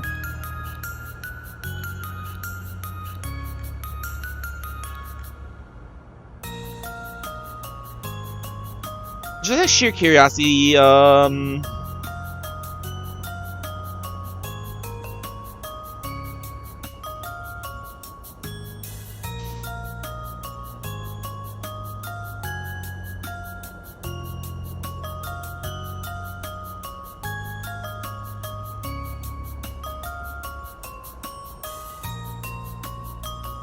my god, I forgot. I was thinking like, oh, this thing's gonna be replaced by the VR for like a year, but no. The VR, the PlayStation VR was introduced on December 17th, 2011. I forgot just how old the Vita was. Oh my god. I mean, yeah, it died super hard, but oh my god, it's so much older than I thought it was. I was thinking the PlayStation was meant to be like the portable, but I thought the PlayStation was meant to be like PlayStation Portable. Oh, Vita means life. No, they would definitely have more than enough time to like be like, oh yeah, it's the play case life. He starts it up and after tapping idly on the screen, hands it to me. I recognize it as a strategy RPG port of Code Deus, player versus player mode. What the fuck was Code Deus supposed to be again?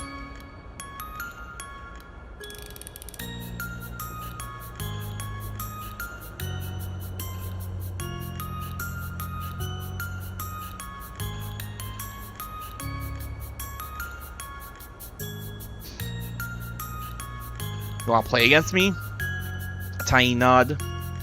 Okay. Didn't know you played games much. I mean, apart from Left Alive and Fugo and all the games I've been too scared to play.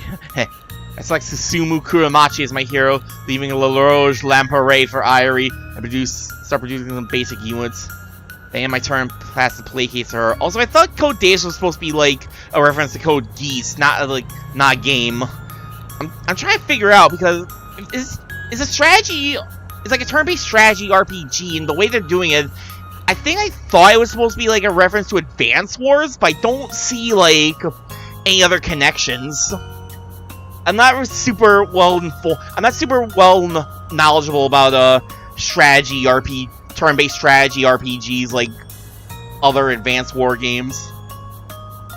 You gonna keep letting them push you around like that?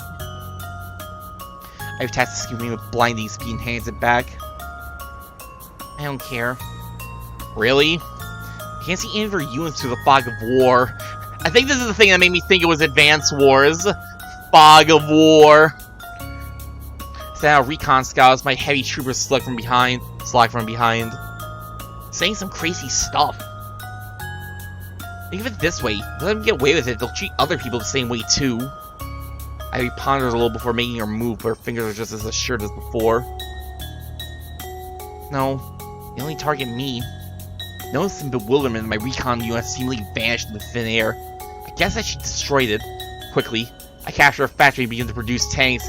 No, yeah, this is Advanced Wars! Why just you? She passes it back almost immediately. So it was because I have red hair. What? Therefore I have no soul. Damn! Redhead hate! Get Captain Ryu on this. She needs to teach some people some manners. Fought one of her infantry troops in the woods and quickly annihilated with my tank. Nothing else in sight. That's an old joke. It's just an excuse to be mean to you.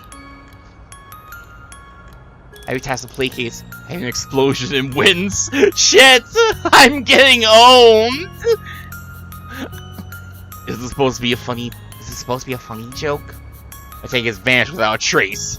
I begin moving my forces towards the forest while seeing my hero across the edge of the map. No, it's a stupid joke and it shouldn't have been made. I'll tell you a funnier one if you like. Smiles lightly, she returns the play case.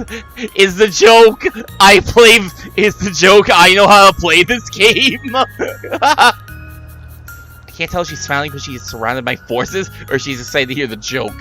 I slip my hero through the fog of war. What does a clock do when it's hungry? It goes back 4 seconds. I wait for the punchline to hit, but Irie only freezes, considering this joke for a long pause. Clock can go back in time? What? No, it's a pun. 4 seconds. 4 seconds? Going back for... Never mind. Nevertheless, Irie is smiling when she slips the play case into my hand. I level just my final line of defense, my hero finally reaches his intended destination. A special structure that doubles my Deus counter. How about this? A Mexican magician tells his audience it will disappear on the count of 3.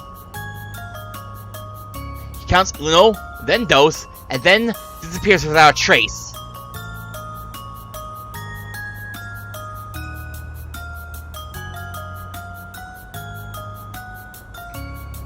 I did not mean to pause for dramatic effect. I had to cough. I thought Stage Master was just an illusion. I only chuckled to myself. As expected, she completely missed the point. She makes her move. I hear massive explosions. Oh, I won. What? I grab the play case. The units have completely surrounded my base and are 1 turn away from capturing my headquarters. Not today, La Rouge Lamparade! I triumphantly conquer the special objective with Susumu Kuramachi and activate my Deus.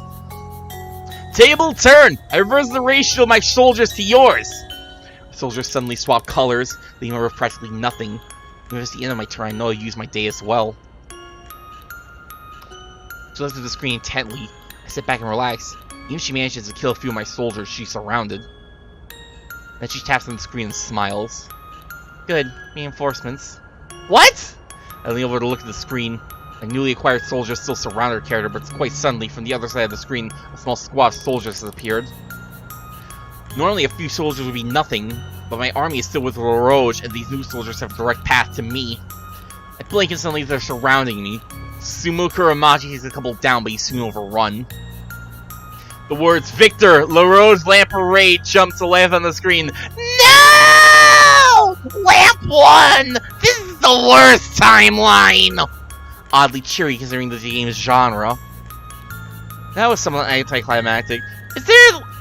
that does make me wonder, is there really like an Advanced Wars type of game where it's like, you literally have the powers to just be like, yeah, your units are now mine and vice versa? What the... She goes back to eating peaches. She loves the most. The other master of video games, God, she is a hardcore gamer. The horror! Her smile widens suddenly. Is she happy with my compliment? I just understood the joke. What? 4 seconds. 4 seconds. Or... Oh! I should research the one about the Mexican magician. Yeah. I'm not sure if I'll ever understand this girl. You're very passionate about video games, huh? I enjoy them. Are there any kinds you don't play? Bad ones? If only. Well, I guess I can't argue on that one. So do you have a favorite game out of all the ones you've played? I prefer Fabio Brothers. Okay! That was a quick answer. Oh, why that one? Against a bad guy who steals peaches.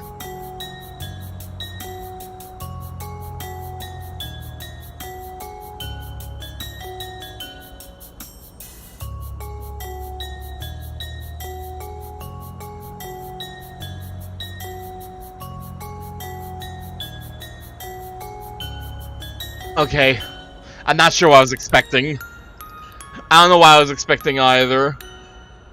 What got you into video games anyway? You didn't strike me as a gamer when I first met you. And I guess you didn't strike me as a singer, and look how well that turned out. They seemed fun, so I played some. They were fun. Did someone just buy you a console and decide, sweet, video games or something like that? Like, what was the first game you ever played? Castles and Creatures? Castles and Creatures? Wait, isn't that that's a tabletop game, right? Old-fashioned, make your own stats, play with a party, go on adventures, all that stuff. Damn! I've been playing Castles and Creatures! Damn, can't believe Irie's first game was Castles and Creatures, and I came. It took me like over 25 years to actually try the game myself, and now I don't even get to play with anyone anymore! Yes. How long? Standard table is 2 meters long. No, I mean, how many years have you been playing tabletop? Being your Irie Hiraga is unnaturally good exercising complete. Blah. Speaking with Irie Hiraga is unnaturally good exercising creating complete sentences. Oh. Around 5 years? She's been playing. I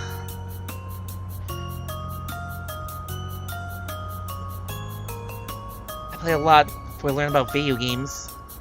But don't you need... I quickly stopped myself. A group of friends. That's what I was going to say. It sounds too cruel, even for me. Never mind. I play with AI. Huh?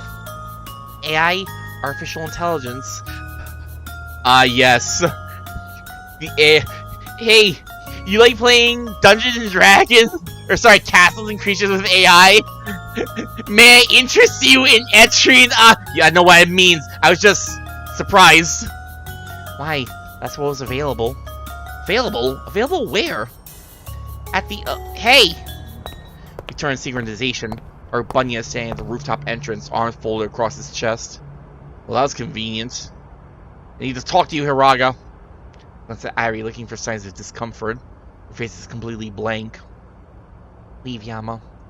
The words are harsh, but her voice is soft. It's almost as if she was expecting this encounter. If you say so. Irie... Let's play C&C together sometime. I haven't had it I haven't had it in like almost a year. When was the last time? Excuse me for one moment.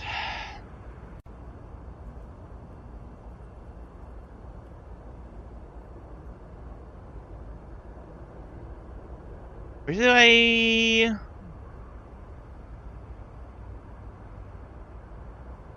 Yeah, it was like sometime in, July?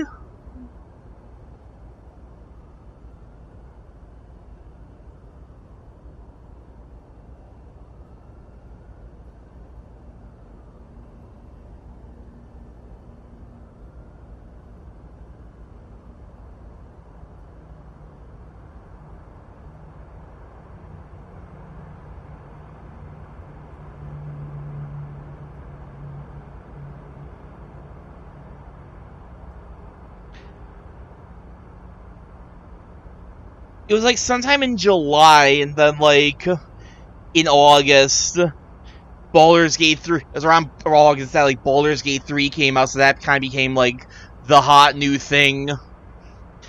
But then like even after, then like now they're not really playing Baldur's Gate as much anymore. But we just never go to D&D anymore. I think I've talked about this before. I moved to the door, but Hard grabs my shoulder, his eyes piercing into mine. Watch yourself. He releases me and continues to Irie as if he never said anything. Though, is this what he meant earlier today? He's going to talk with Irie. I believe both he and Yahiko believe the rumors about Irie being tied with the disappearances, but despite that, he's still talking with her. Guess that would also explain why Yahiko seems to always be, like, very, aggressive and on edge with Irie. Then why even try to be like, oh, let me put the moves on her when we first saw her? Why even make that, just keeping up appearances for Yama? What could be so urgent to trump their fears? Shake off my apprehension and return to class, resolving to ignore his words. Afternoon classes are just as dreary as the morning, with one key difference. Yahiko is absent. Teacher seems relieved. If anything, we catch the empty gap in the seeing chart. Teacher seems relieved if anything, we catch the empty gap in the seeing chart. Trusts out linguistics with a heightened spark in his eyes. Yahiko is gone? Oh! Thank you, God! Yahiko doesn't return for the rest of the day. I drift in between lessons, trying to bring myself to delete the number on my tablet. Can't do it. Though it feels like an eternity, classes finally end.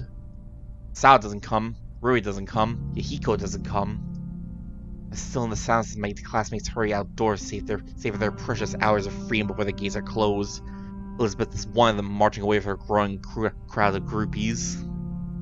Saki's the only one to drop by my desk. Have you seen Rui today, Yama? Rui?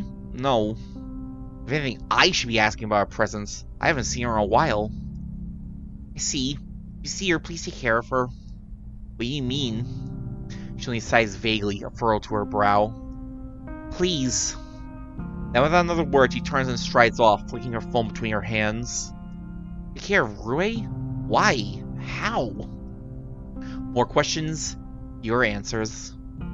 This is getting ridiculous. I restlessly swing my backpack over my shoulder and head out of the classroom.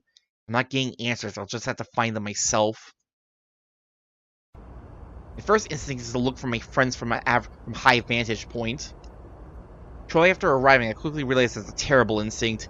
Even if I had perfect eyesight, it's not like I can see through buildings. What made me think that I could have found Rui from the rooftop? I'm just about to leave, I catch a flicker of motion in the corner of my eye. Purple hair. Wavy purple hair. What bloody prat! Yeah, that's definitely Elizabeth. Around the corner is the back part of the rooftop, the generally more isolated area. Sure enough, my favorite brick is settled on the edge of a desk, nose shoved deep in the pages of a paperback book. I quickly recognize the popular dystopian series, The Famine Tourney. Ah, The Famine Tourney! I remember reading that in high school! Interesting. I didn't think she had the time to read fiction between those textbooks of hers. Who's a bloody prat? Who's a bloody prat? She doesn't even glance up, clearly absorbed in the print before her.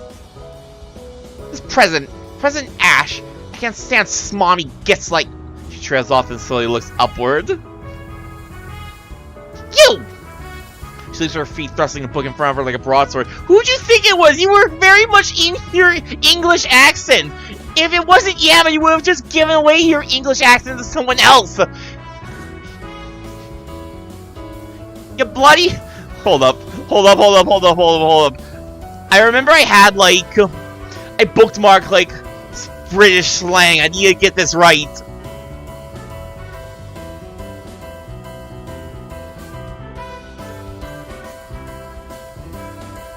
You daft codger!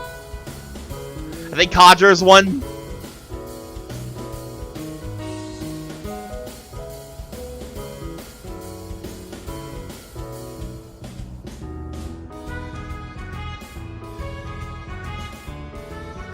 Hold up, I need to quickly review my British slang.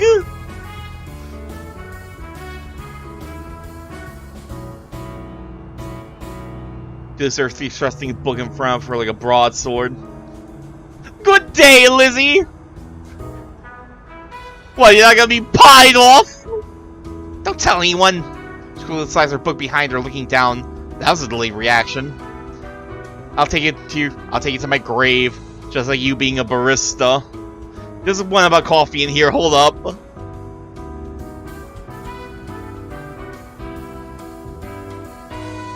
I remember there was one about coffee in here, I don't see it.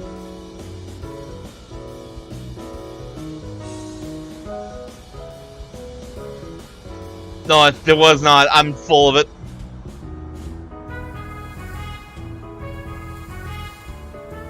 I'm completely full of it. I'm getting very off topic. Great. I feel so comforted. You don't trust me? I'm hurt. Do you blame me? I want to bite back with a teasing remark, but my tongue is stiff in my mouth. Trust, a fickle thing. Elizabeth's brows furrow at my change of mood. She slowly closes the book, evaluating me for a long moment. Are you worried about the disappearances? For a second, I'm flabbergasted. It's almost like she read my mind. What? The main targets are Academy students. It's some cause for concern, isn't it? Oh, right. That wasn't exactly how I've been thinking about the disappearances, but... doesn't matter. People die either way. Anyway. My, I see you have a sky-high expectations of humanity. What can I say? I'm an optimist. She smirks lightly at this. Sees to soften the hard lines of her face, prompts me to speak. You know, sometimes you're not that unbearable. Oh yes, I try to answer your every beck and call, you bloody wanker. I can tell from the encouragement you shower on me. Well, I'm known for my nurturing spirit. By people on drugs? She actually giggles, extracting a chuckle from me. Being alone with Elizabeth? What's going on? It probably won't last, but maybe I should see where it goes. No, I've tried time and time again, and I come away with nothing but disappointment. I should just accept the fact I'll never understand her. Not the choices she makes, nor the words she says. Bye, Lizzie. What? Instead of answering her obvious query of why are you leaving all of a sudden, I merely plaster a smirk. Have fun reading your vampire romances. They're not vampire romances! That's stupid! I only consider a vague wave as I exit the rooftop. She stews silently for a moment, but it doesn't take her long to return to her books. Enjoy the twilight! I could have poked a little more fire if I wanted to, but I don't even have energy for that.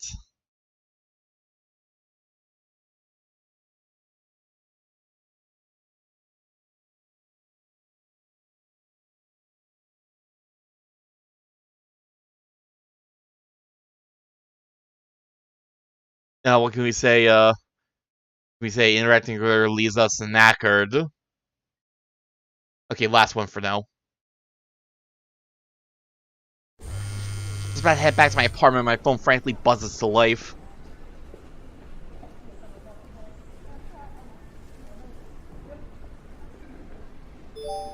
Are you busy right now? I need some grunt labor. Get marvelous masa then. Courtyard, now! I resignedly slide my phone back into my pocket and head to the courtyard. This is fine. We want to see Rui. We want to know Rui's around. Back in my mind wanders why she didn't contact me earlier. Drama club, maybe? Masao in track, Yahiko in his happy club. They have their own lives. They're not obligated to babysit me every day. Logically speaking. Rui is leaning against the 3 humongous suitcases by the nearest bench, biting her lip furtively. She twines her fingers in her skirt. Oh good, you came. I see how it is. You only call me when it's convenient for you. Bitterness in my tone was only half joking. Rui doesn't seem to notice this. Hey, you're the one who wasn't joining any clubs. Curb my tongue at this comment. No matter how much I like to snap back, she's right. It's my own fault. So what's this all about? I went back home for a while. What? Where'd this come from? Although, judging from Akira's words earlier, I think I know why. I mean, I'll still come to school every day and everything. It's just, you know, a little commute. Notice that she blatantly dodges the question. The 1-hour commute to the other side of town. Well, the bright side is less time with you. Ha, ha, ha. It is less time. With me, with Masato, with Yahiko, with anyone. She feels painfully distant. Really, though, it'll be nice to spend some time with my parents. You might want to consider doing the same thing. Honestly, like, you say all this, yeah, honestly, like, be as bitter as you want, Yama. Presumably, she was there when she was there during all the investigations and stuff. Like, taking the extra time to commute home might actually be the safest way to go about this. People are getting snatched out of their dorm rooms. My house. It's 2 hours away, Rui, in the, I don't know, entirely different city. You haven't called in a while, have you? I only shrug. I don't hate my parents. In fact, if anything, it's the opposite. I hate to cause any more trouble than I already have. Better to leave them in peace and quiet. Well, we should go. For a minute, my train, I'm stranded here. For a wild, reckless moment, I seized the impulse to make her stay. As I actually do it. Let me guess, you need me to carry the luggage? Well, isn't that what friends are for? What kind of friends do you have? She playfully bumps my shoulder, but feels foreign, stilted. Really, really nice ones that'll help an innocent maid with her luggage, right? I grab two of the suitcases and pull them by their handles. They drag against me, protesting with weight. What do you have in here, Bricks? Your brain. Aw, it's so big. You mean it's so dense? I chuckle at this. Ray smiles shyly, pulling the remaining suitcase alongside me. Thanks, Yama. We get to the main tree in silence, staring everywhere by each other. It's not until we settle at the bus stop when I find myself with words. I restlessly tap my fingers against the worn metal zippers of her case, searching my thoughts. Why'd you call me? That Masato. He's the kind of guy you want this for. I don't think so. Anyway, Masato must be busy with track in Honor Society, and yeah. He shouldn't have time to notice little things like this. Her answers only cultivate more confusion. In a way, you're moving back home. That isn't exactly little. Well, still, it's distracting and weird and honestly unattractive. Am I speaking the same language as anyone at this school? Of all people, I would thought that at least understand Rue. Oh, Space Rack! Yo, how's it going?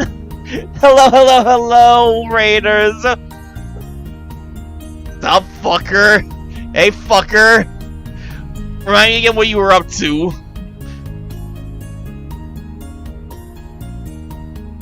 Oh shit, that is not suffering in Overwatch, as is the standard.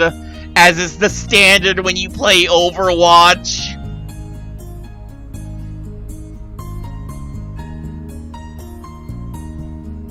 Let's just go ahead and do that. Make it a bit more proper. Hello, Raiders. I am Manji Dragonfly, Blue Dasher Dragonfly VTuber. I play whatever. We're actually currently playing a VN called Lucid9. This is a game that I played back when it first released in 2016. I actually really enjoyed it. But we're starting into some deeper territory. The reason I'm playing this now is because Lucid9, the creators of Lucid9 Fallen Snow Studios, are having a Kickstarter for the game right now. It started back at the beginning of January, so this is my way of kind of showing some support. Try to get people into it, especially since Lucid9 is a completely free VN. You can just pick it up and play it right now. Go to Fallen Snow Studios itch page, pick it up on Steam, whatever. Play it yourself. I absolutely would suggest playing it yourself. I think it's very worth it. Like I said, we are starting to get into some deeper territory. It starts off like very silly and slice of lifey. We are starting to like actually take some darker turns. It's starting to get to like the serious, deeper stuff. So if you're remotely interested, try it out yourself. Heavily encourage trying it out yourself. Until then, thanks for stopping by. Thanks for the raid rack. I'm getting back into this. Of all people, I would have thought I could at least understand Rue. I grew up with her. I knew her. Heck, in some ways, I knew her better than I knew myself. She changed that much in just 2 days? Look, besides your friend, you're moving. That's all there is to it, right? Clearly, I'm getting nowhere with this. Where's Hiko? We relaxed slightly at this abrupt change of topic. Busy? How busy? Who knows? Perhaps just want to skip out on helping or something. I want to inquire further, at the very least, tell her about the exchange between him and Haru. We arrive at the subway station just then, cutting our conversation short. The platform is hauntingly empty. The orderly benches are completely free of cigarettes, gum, or scraps of paper, as if they've never been sat on. Furthermore, the only person in sight is the attendant at the ticket booth, and he's currently snoring. In a way, it makes sense. Not only is this a minor station, but Samu is known for its strength and security and prosperity. Why would anyone want to leave that? No, it's still strange. The platform had some pretty decent traffic when we were headed to District 8 the other day, but now it's completely empty.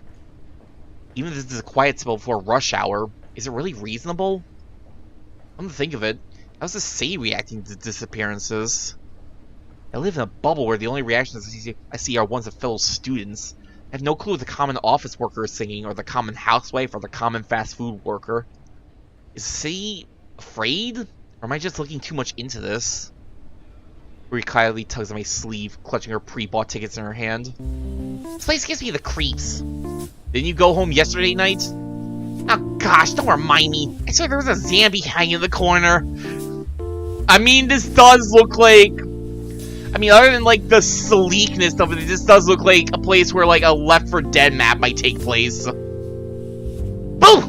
Eh! I burst into laughter as she leaps away, flailing her arms wildly in my direction. Yeah, Ma! Well, see any zombies?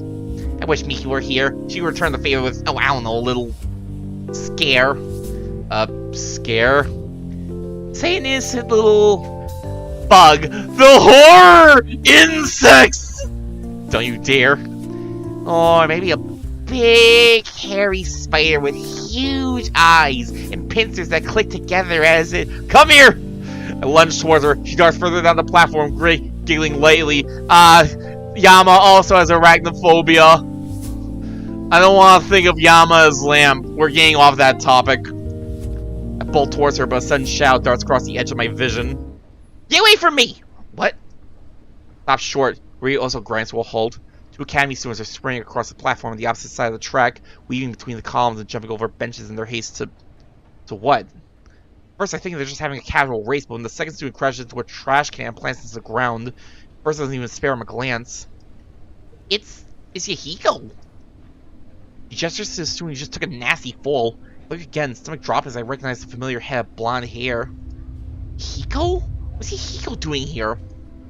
Struggling to pull himself to his feet, clutching his ribs. His face is twisted in a way that I've never seen before. Harsh angles and contorted lines that make him look like a completely different person. The other boy is currently halfway down the platform, is bony and pale with brown hair that hangs over his eyes. Yeah, it's Shoji. Shoji and Yahiko? What are they doing here? Isn't Shoji supposed to be missing? Of course, the words of Ivy's bullies can be trusted, which, considering that we've been talking to Ivy multiple times for the last few days, no, they can't be trusted. Why are they running? What's going on? It's like, get away! Shoji, don't be like this! There's a faint blare of the incoming train. Rudy staggers closer to the tracks, a wild look in his eyes. No. I'm trying to remember. Does he actually? I know what you're trying to do. I know who you are. You're too close, Shoji. Reed bolts forward. I catch a glimpse of the train snagged the collar of her jacket. Don't. You'll just hurt yourself. The words slip from my throat. Cool, slimy, like a serpent. But Yahiko suddenly throws himself at Shoji, tackling closer to the train, where he tenses but doesn't move. Yo, what are you doing? I know you're smarter than this, actually, despite everything you tried to make us think. Get off! No, you're not in your right mind, Shoji. Shoji socks him straight in the jaw. Yahiko flinches backward, but keeps his grip secure as he drives himself to his feet. Damn, he got hit with a straight. Train blares its incoming approach. No. What is he doing? Shoji wiggles in his grasp, snapping his feet at Yahiko's knees. Yahiko refuses to buckle. He stumbles closer to the track, ignoring Shoji's fingernails prying at his hands. Train surges closer as they pass over the caution line. Stop fighting me! Let go! Rui clutches my arm, staring pleadingly at me. We need help! We can't. What? No, we need to call police, hospital, someone! It's too late. Lights flare in the tunnel and the train barrels closer. Rui slumps against my chest, eyes blank. Shoji braces his feet against the ground as Yahiko staggers to the edge. He's screaming now.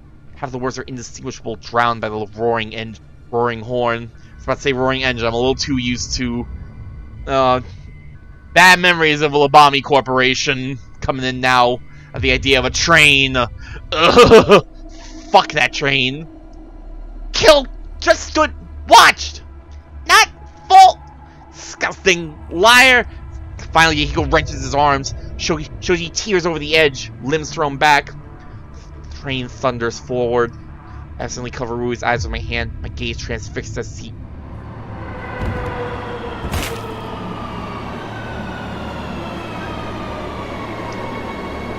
Oh. Falls right beneath the nose of the train, which steamrolls over him. Blood splayed over its front. Oh! That did happen. I barely catch a glimpse of Yahiko's face, transfixed with twisted horror, before the train pulls to a stop between us. What happened? Yama, what? My head begins to spin as red pulses before my eyes. Oh no. No. Yama, listen to me. You're okay. You'll be fine. I stumble backwards, my hands groping for a wall, a bench, anything. Stomach writhes with nausea. We're in Samu, Yama. We're in the train station. You can breathe. You're okay. The smell of iron and smoke pummels my nostrils. Vision twists into monochrome. Fades out of sight, for words blurry in my ears. Fine. Don't. Okay. Here. Fall away from reality. Screams of passers-by ringing in my ears.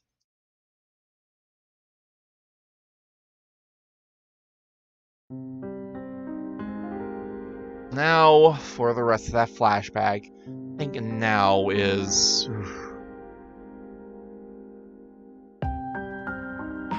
I'm gonna stay silent for this one, honestly.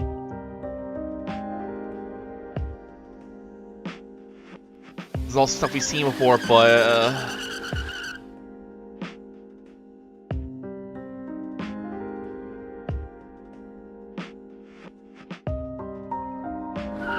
something. That bus was driving in a blizzard.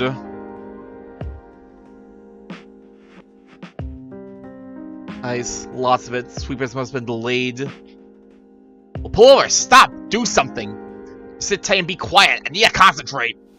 I'm going to immediately forget about my own promise, because... Mizu?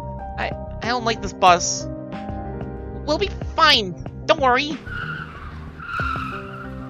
Damn it! No!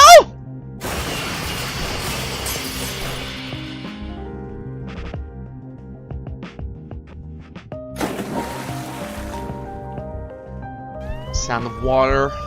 Yeah.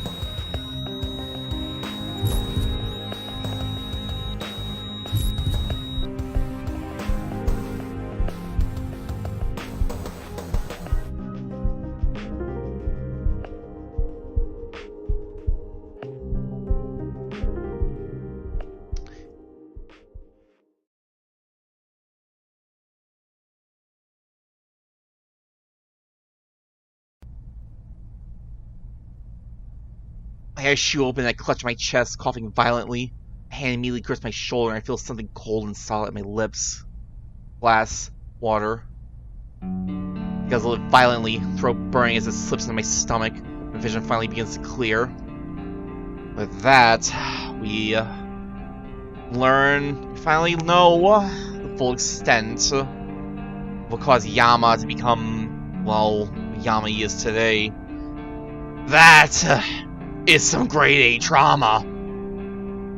Bundled up in a large comforter, lying against my sofa. Rui is kneeling in front of me, her expression ridden with concern. She hesitantly brushes her fingertips against my forehead. They feel like ice. Burning up. She hurries back into the kitchen. I hear the comforting gurgle of my faucet. Warm scent of chicken broth drifts through the air. What happened?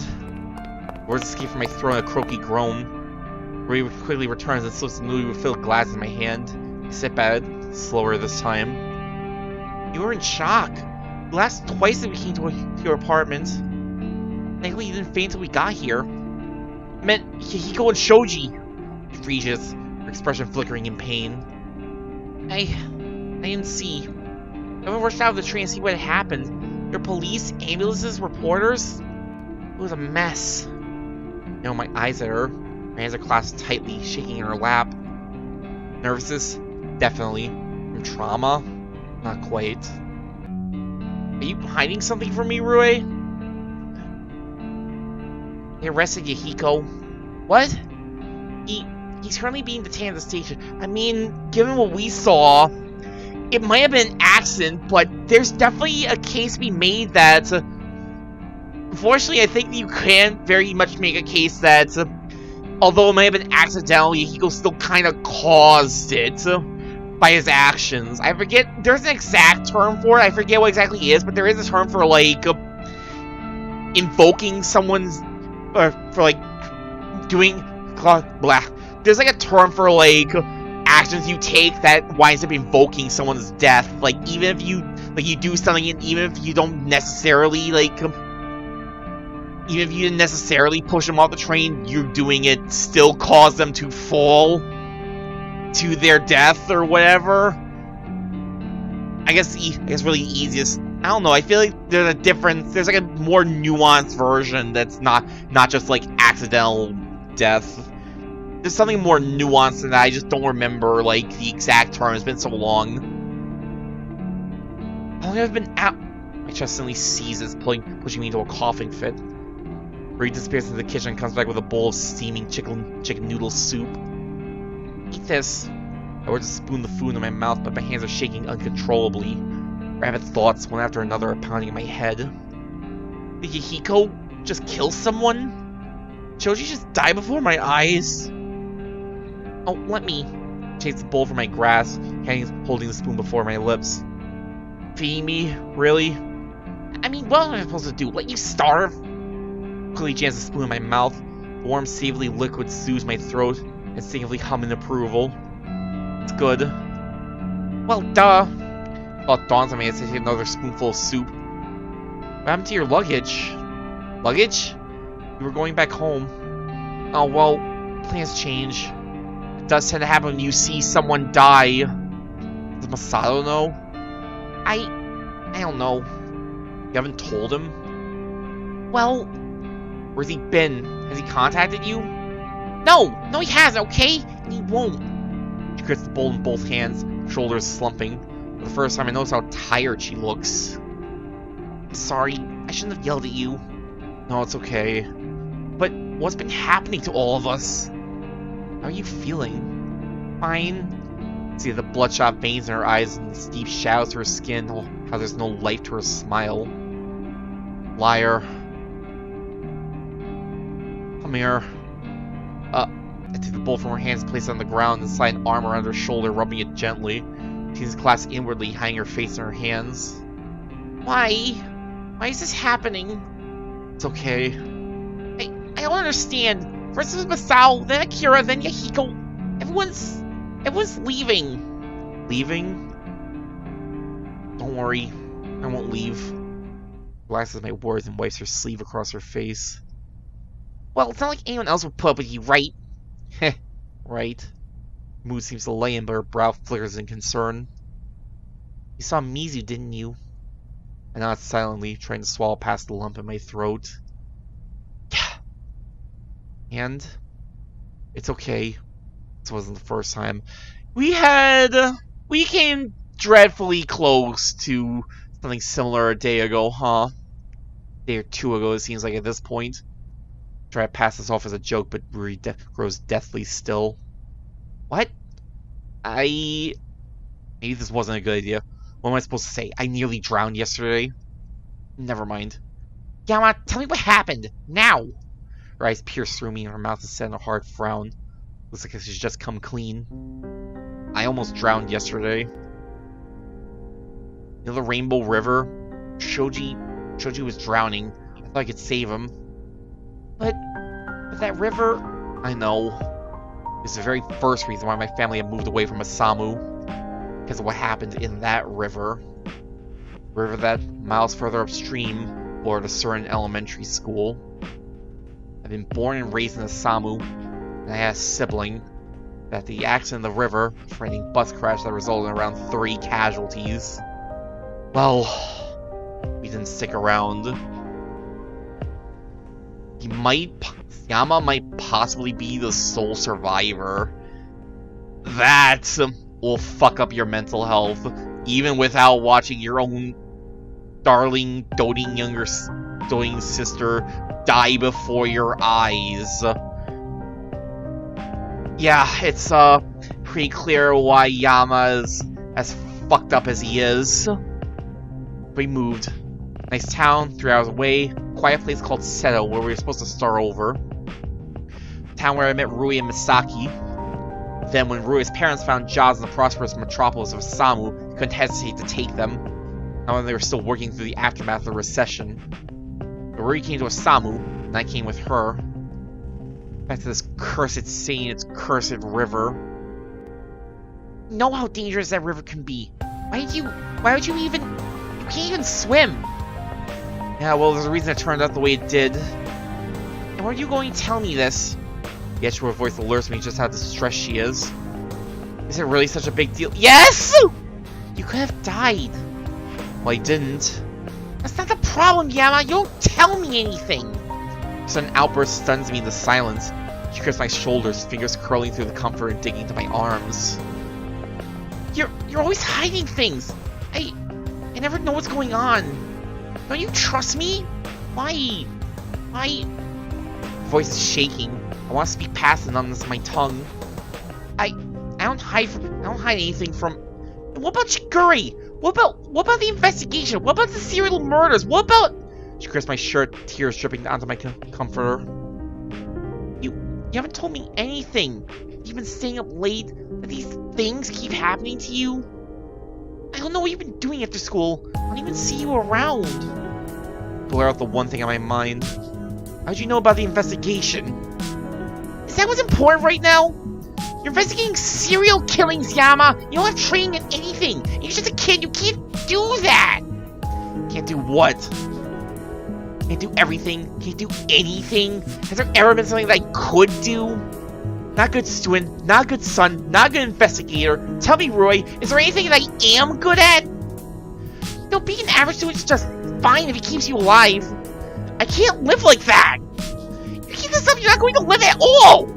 Don't you get it? I'm fine with that! What are you even saying? I'm sick of being useless! Anger is burning to my mouth. I'm spewing whatever comes to my head. Why have you stuck around with me, huh? Why have you stuck with such an incompetent excuse for a human being? You sure don't get anything from it. The only thing you're incompetent at is telling me what important stuff happens in your life. Like, oh, I don't know, the fact that you almost drowned yesterday? Am I really even a friend to you? What kind of a friend? What is a friend? Someone makes you feel nice and cozy? Is that why you're with me? Sitting around someone you know you're better than at everything? Probably make you feel really good about yourself. Shut up.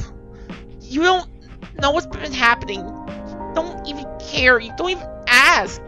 You just sit back and do nothing. Do nothing. I no longer see the need to expend resources on a worthless assistant. Why don't you try anything? You're the genius. Figure it out. Rage floods to the tips of my fingers. You feel venom slicking over my tongue. I do nothing. I sit around my apartment twiddling my thumbs all day. Yup, that's me. That's Yama Ishimoto. What kid? What stupid, arrogant kid did nothing while his sister, his older sister, would have had so much potential. Ooh, that is some survivor's guilt. Yama, you know what she wanted to be? A defense attorney. Oh my god, she wanted to be an ace attorney! A defense attorney. At 9 years old. She didn't even know what it was. She just asked our parents what the best job to protect people was, and they said a lawyer. So she had her heart set on being a lawyer.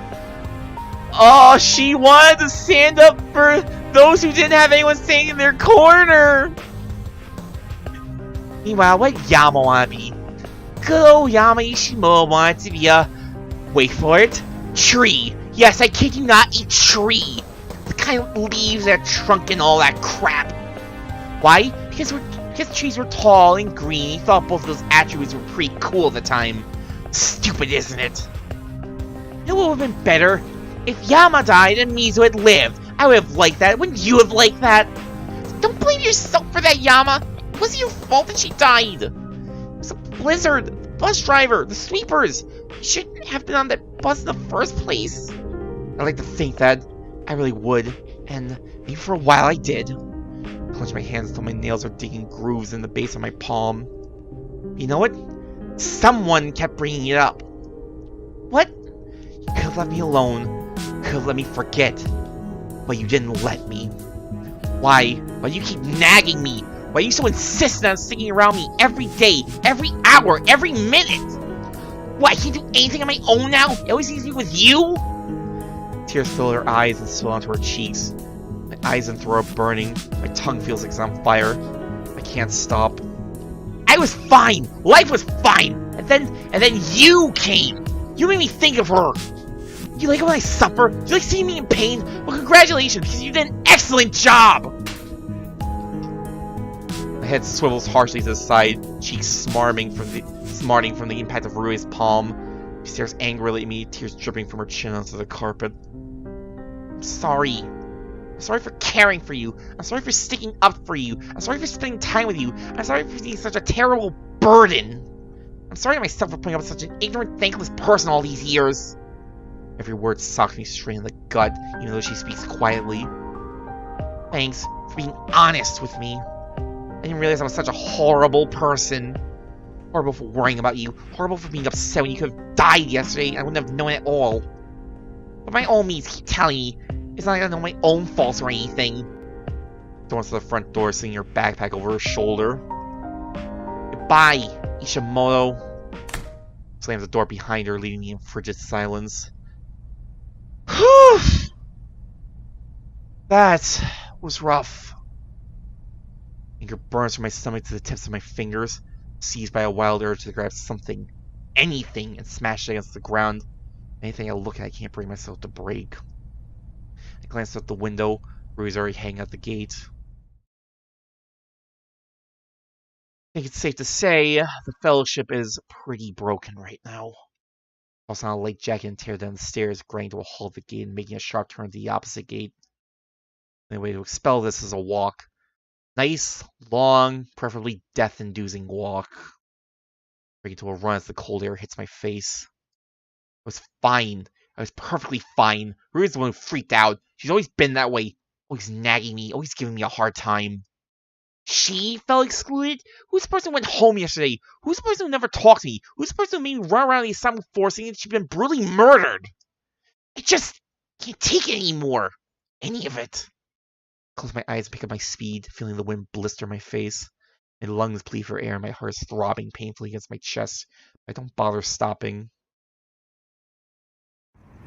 Here we go. District 6, the dead of night. Perfect place for an ignorant, thankless lowlife like me.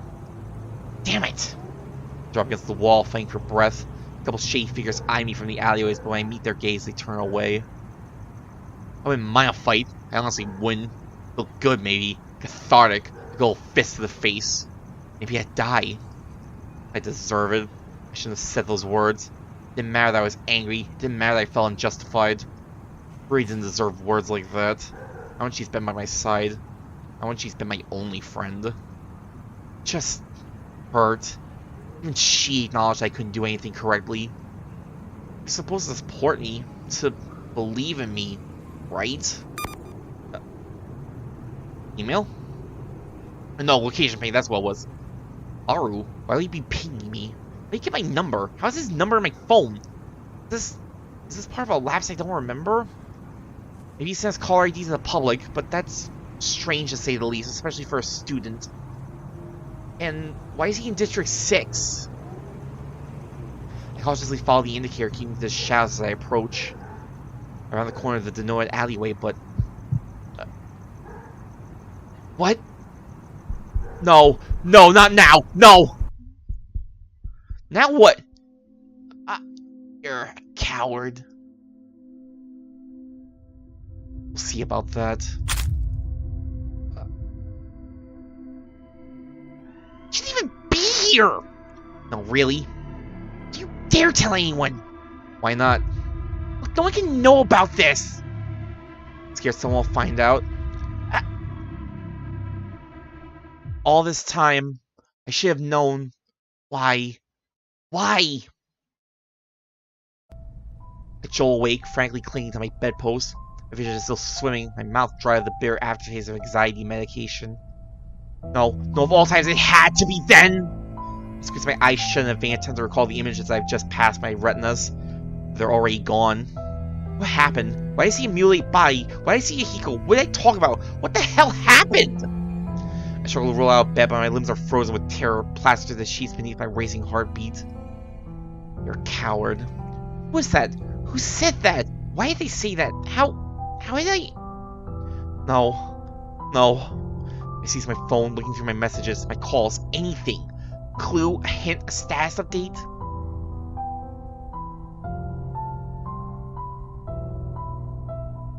I only find an email.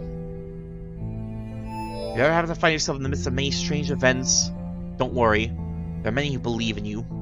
Don't forget who you are and don't forget who you are not. Ah yes, the mystery emailer. The one who only started contacting me the night after my first lapse in years. The one who seems to know exactly what I'm facing even though I don't know who they are. What convenient response. Almost as if this is exactly what I need to hear. What does be the drill mean? I shut my phone, tossing it as far away from me as possible. Who am I during these lapses? Doctors, of course, have their own answers. Just an unusual brain injury from the accident. You'll suffer brief lapses during times of stress when your memory is transitioning from short to long term. Wouldn't change anything about you, they said. You're still yourself, they said. It's just a little memory blip, they said. They're paid to tell me that. After all, no one wants to hear that they could have an uncontrollable alter ego who might very well be a serial killer. Can't trust anyone. Can't even trust myself. What am I doing while I think I'm sleeping? And I still find to keep my mind steady as I survey my next course of action. What do I do? Record myself? Confine myself? Report myself? What can I do if I find out that I might be the very person I'm trying to track? Not possible, is it? Sounds ridiculous, like a half-baked plot from a second-hand book. Stupid, irrational, impossible. Just like me these past few days. Maybe I should just go to school. I only snore the thought. Shallow, ditzy little school where I'll receive homework assignments and calculus problems and how Mary Nori has saved the Samu and 1,000 other things that mean nothing when people are dying every day. Still, if I lapse at school, maybe someone will catch me. Maybe we'll find out once and for all. Besides, it's not like I have anything better to do. It only takes me a moment to get dressed and wolf down a quick breakfast. It was sour in my stomach, but I forced myself to keep it down. Contrary to the past few days, the entrance is packed with students. It's practically impossible to weave my way through. Oh, Irie? Peer through the crowds of heads and catch a brief glimpse of red hair that slowly plods away. Threads of whispers shoot in rapid fire the sight. Again. Deihara went missing, and Shoji ended up passing away. Yeah, I saw the news. Can't believe it. I can. Should have expected the moment that we saw them talk to Irie. You really think she'd do that? I know those girls are angry at Irie. But guys, isn't this getting a little offhand? They even edged her this time. Think we're too hard on her? Dori, Toma, Akane, now Shoji and Haru. Why is the body count to give before you start believing us? Was she even involved with... You're not taking the side of that bitch, are you? Look, that doll has to step in and take your group to the principal's office. That doesn't make them look any better. Hey, no fighting. Masayo? I've shoved to the side as Masayo breaks through the crowd, his jaw taut with suppressed anger. Students immediately quiet down, watching eagerly for another display of their phone cameras primed for patter. Oh, you better quit your yapping and scram. Your little chit-chat ain't doing a thing. By the fact that he's president of the Honor Society, these students know enough about Masayo to not start anything. Quickly disperse into the courtyard. Masayo tries to look at me, with the memories I try to forget. The argument at the canal, the bear fight with Rue. It's amazing what 24 hours can do. All those encounters seem so... distant. Sal curls his lower lip in disgust and lowers and strides away. It knocks me right in the stomach. I'm speaking before I know it. Sato! He lifts an eyebrow at me, but his body is tense with anger. I'm sorry. I don't know what I did. I wonder why you're so mad. I don't understand. Sal cuts me off, wrapping his fingers at the end of his jacket. his knuckles turn white. You gotta take something from someone, man. At least take care of it. What? That's the last thing I was expecting to hear. He has a class. Someone's past me and disappears into the classroom building. This is what I think it is, isn't it? I don't remember this little plot point, but god damn it, Masato. Love triangle bullshit, really? I'm only left bewildered and even more alone than before.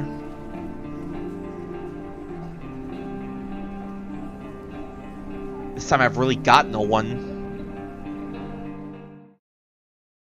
Force myself to plot to my chair. Stairwells and hallways are congested with nauseating, frivolous gossip that makes me shake my head. This is disgusting. I was just about to slip in the classroom when a dull movement in the hallway catches my eye.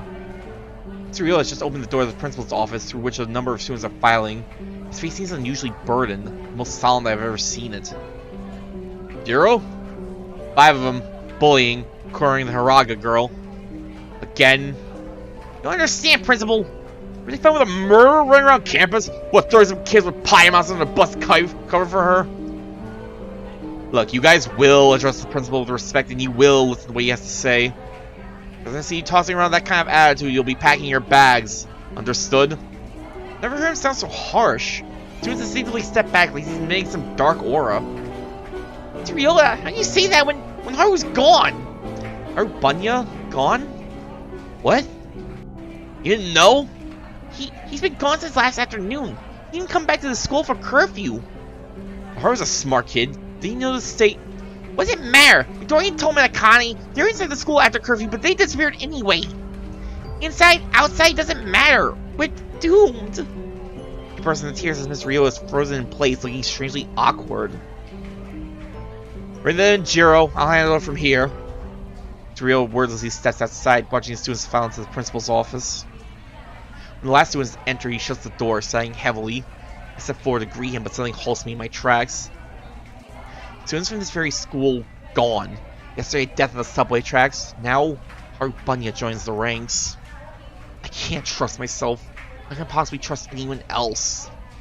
It's gotta be the stress getting to me, but I see every familiar face as a potential enemy. I'll puppeteer in the shadows, moving all the chess pieces into place.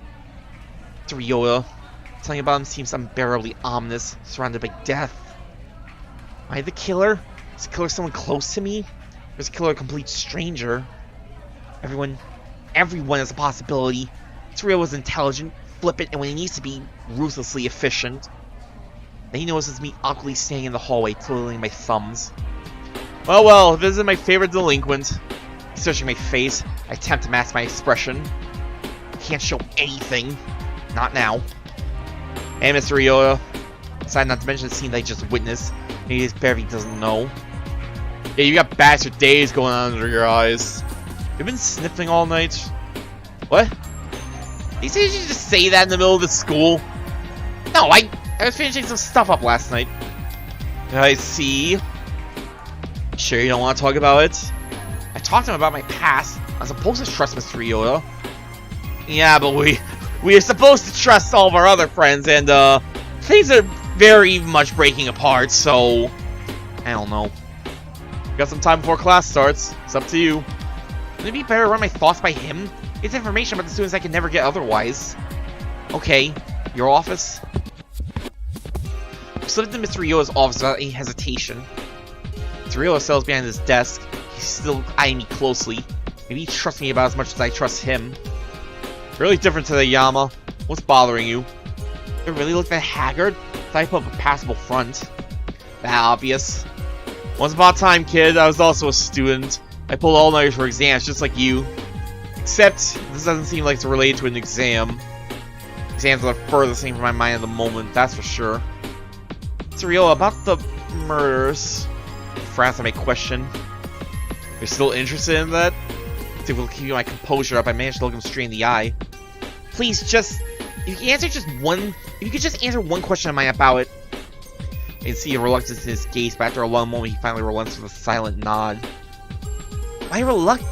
He literally showed us confidential information. Like, she could get, blacklisted for. What's the hesitation now? Does it think this odd some kind of psychological problem? Could you look at their connections with... It's just a shot in the dark. I don't even know the killer's someone I've met in person. But I've got to see if they have any relationship with...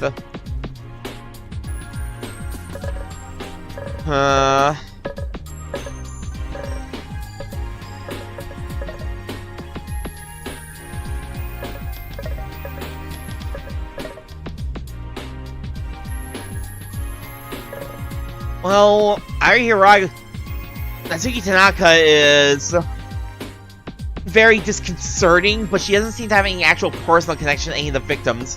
They all talk to Hiraga, but those rumors are pretty patently bullshit. Yahiko Ikari seems to have a lot of investment in all this, so he seems to know a lot more about those three than his dumbass might make you think. Or his dumbass act would make you think, so...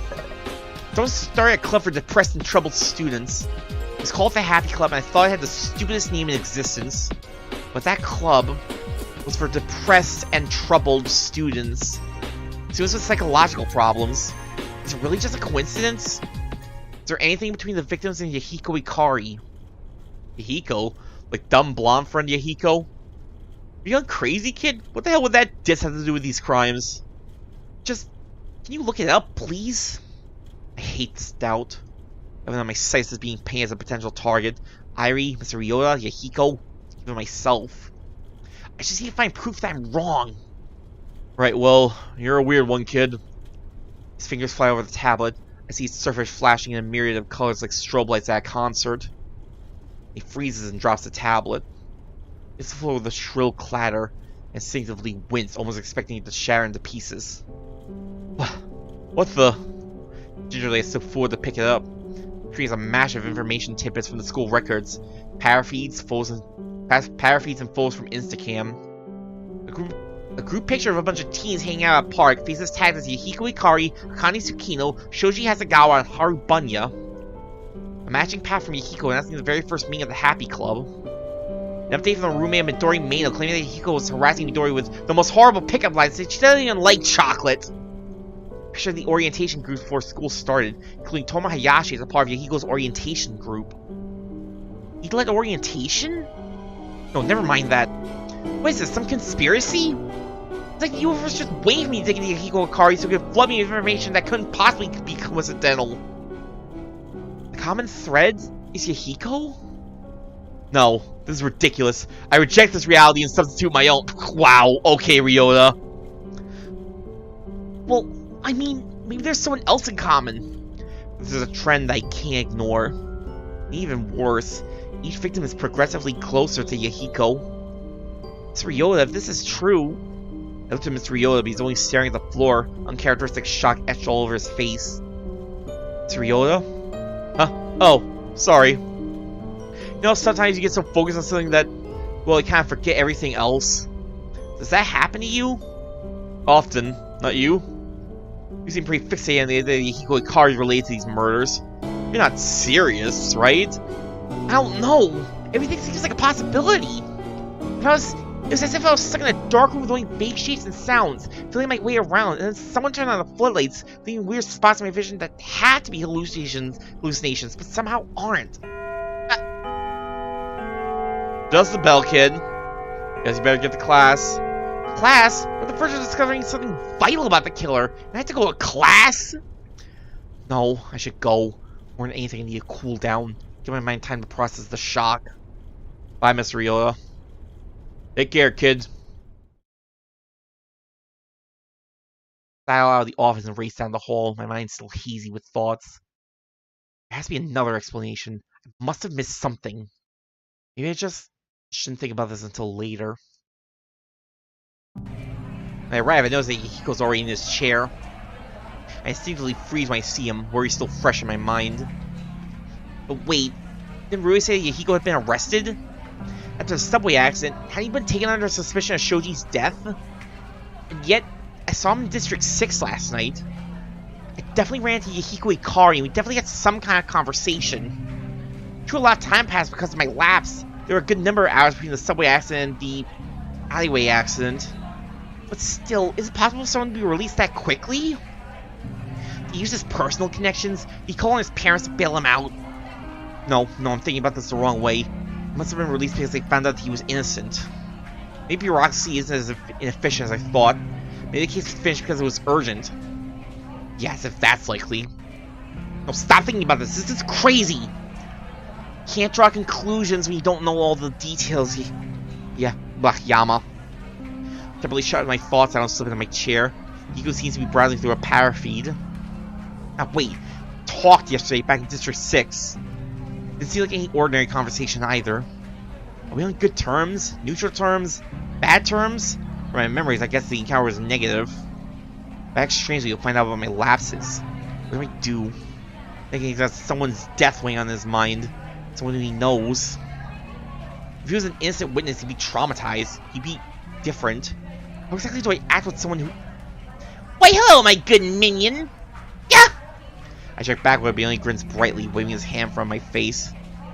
Feeling a bit under the weather? No worries, have some coffee. Straight from Buckstar Coffee House. He thrusts an insulated cup at me, peers through the lip. Sure enough, I see thick caramel liquid that's frosted in a warm whirlpool. Hesitantly, I take the cup. He caresses my cold hands. Is it poison my own supplies? I shut it down. Oh, no need to thank me. I'm naturally this generous. A sharp chill runs down my spine. Is it possible I act so natural after seeing someone die? After seeing blood, tasting blood, hearing blood? Why is he grinning? Why is he acting like nothing happened? I didn't know Shoji that well. Even now, Hiko... He sounds like there's a warning bell. I'm gonna chat a little with Misaki. Bounces away with a spring in his step. What? Maybe that's something to do with our exchange yesterday. There's no other reason why he'd be able to completely ignore death, much less the death of someone he knew. Unless... Students, seats, please! The rest of the class rushes to their chairs. Emotion drowns out my thoughts. I force myself to pay attention to class. It's preferable getting visions of bloody being bodies. As long as no flags come up. I answer teachers' questions every chance I get and actually listen to the lecture. Apparently such a rare occurrence that the entire classroom is staring at me by lunchtime. Gotta get the mind off everything somehow. Still, break is break. A momentary curiosity immediately halts at the first chime of the bell. Hiko tugs my shoulder, his face still lit with a cheery grin. Hey, gamas! It's sure going. We've hit some major points at the story. We might have watched a person or two die before our eyes. Things are going rough in Lucid9 for our hero right now, but I'm doing pretty well. I'm definitely remembering things I did not remember about this game before. Lunch, Cap, the old gang. The fellowship is pretty broken, Yahiko. I seal myself and look straight into his eyes. I saw you at the train station where Shoji died. Yahiko freezes, expression flickers for a single moment, almost too quick to catch. What happened? Why were you there? His face flattens, a stab of guilt wrenches through my stomach. I try to squash it. And you know who I'm talking with, and who's talking. Come on, Minion, if we wait too long, the lunchtime will take forever. A hungry overlord is not a happy overlord. Yahiko. Well, I guess there's no forcing if you don't want to come, even if you're a minion. Ta-ta for now! Quickly prances out of the room before I can slip another word in. I can't suppress a shudder of revulsion. The fact that Yahiko's acting the same as he always does is terrifying. Moreover, I've done nothing to ease my fears about my lapse. I still have no clue what happened yesterday. Why I saw a bloody body, why I ran to Yahiko. You are disturbed. What happened? Oh, Irie. I almost jumped at the sudden voice from behind. Irie sitting at the edge of the table, munching quietly on a peach. What the? Where did you come from? Classroom 2D. Well, I know that. She only tilts her head at me. Like a perfectly calibrated machine, waiting for a simple command. Like a soulless doll ready to kill. No, you need to stop this! These are people I'm talking to, not machines, and they're not killers, and I'm not a killer, and we're just ordinary students at ordinary school.